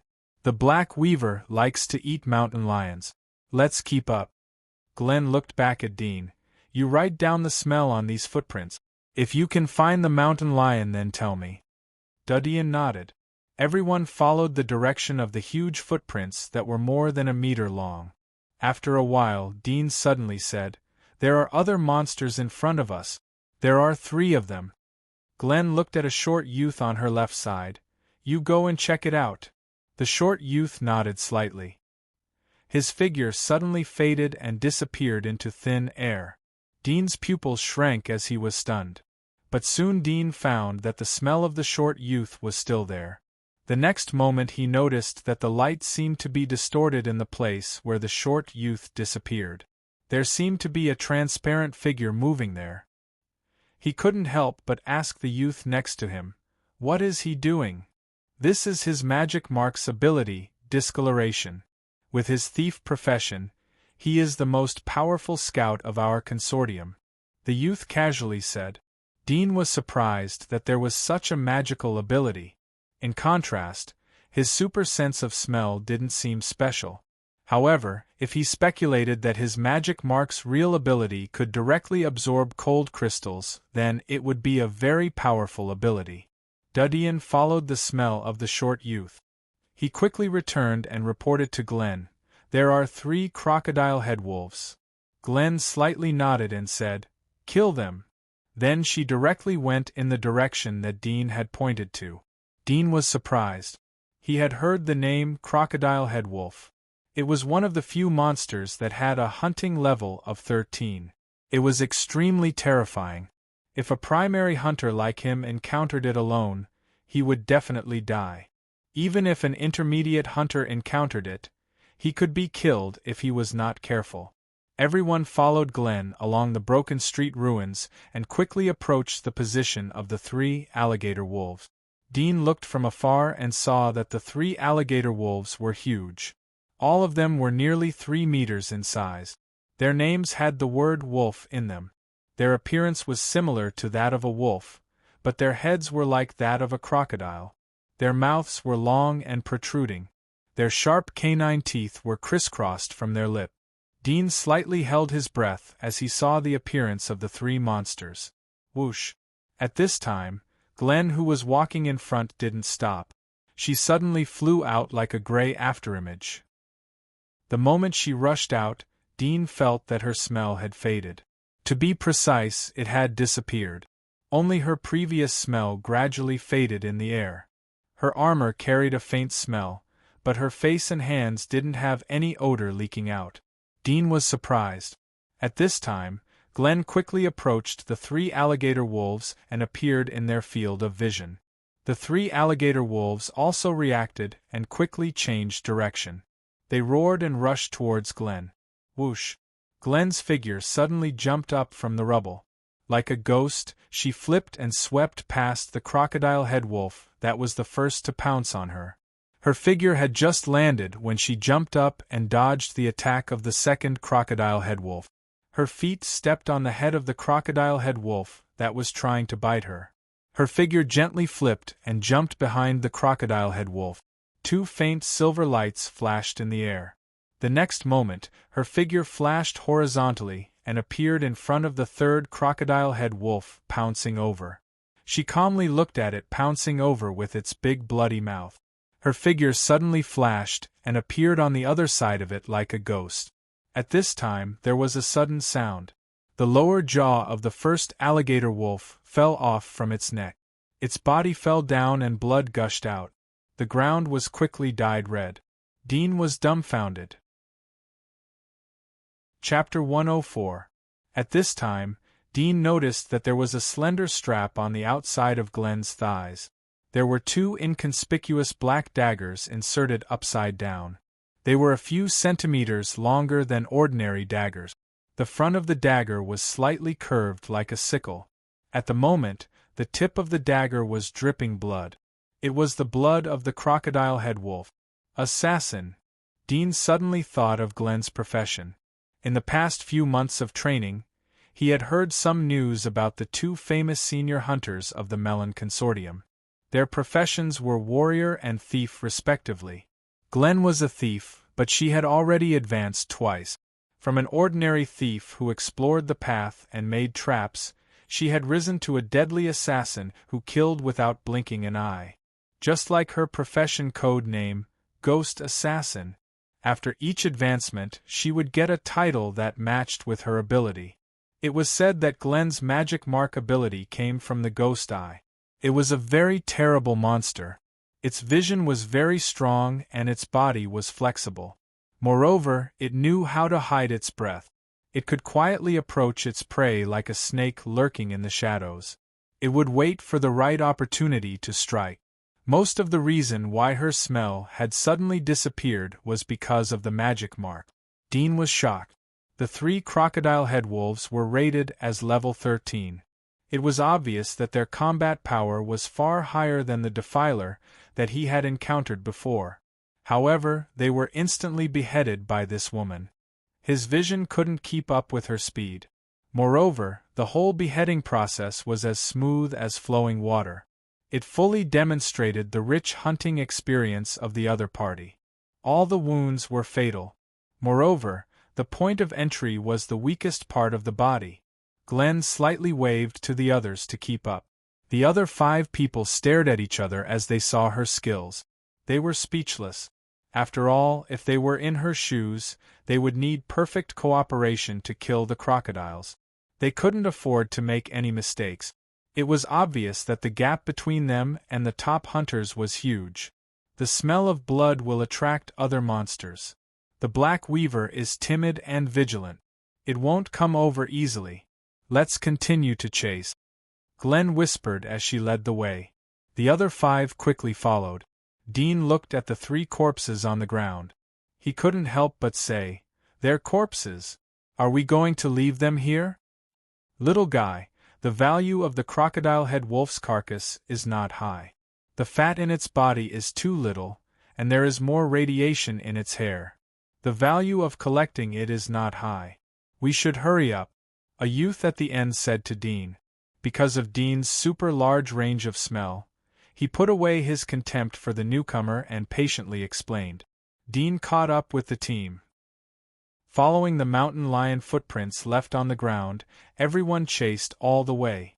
Occasionally, the footprints disappeared, but with Dean's sense of smell, he could easily find new footprints from hundreds of meters away. This was the advantage of tracking by smell, and it was an ability that many hunters envied. Along the way, they encountered a few more waves of monsters, but Glen didn't need to do anything. She could easily take care of them all by herself. However, when they encountered a level 19 lizard, Glen chose to take a detour. She didn't go forward to fight. Although with the cooperation of the 7 of them, there was hope to kill the monster, but it was easy to cause a big movement, attract other monsters, or scare away the Black Weaver. In addition to the lizard, they also met a monster that they couldn't name. According to Glen, it was a new type of monster that hadn't been named yet. If they killed it and brought its corpse back to the giant wall, they would get extra rewards. However, Glen didn't intend to get involved. She gave up hunting and continued to pursue the Black Weaver. Let's take a break. The continuous journey had consumed a lot of physical strength. Glen had continuously fought and consumed a lot of strength. She saw that it was noon, so she stopped and said to everyone, "Eat something to supplement."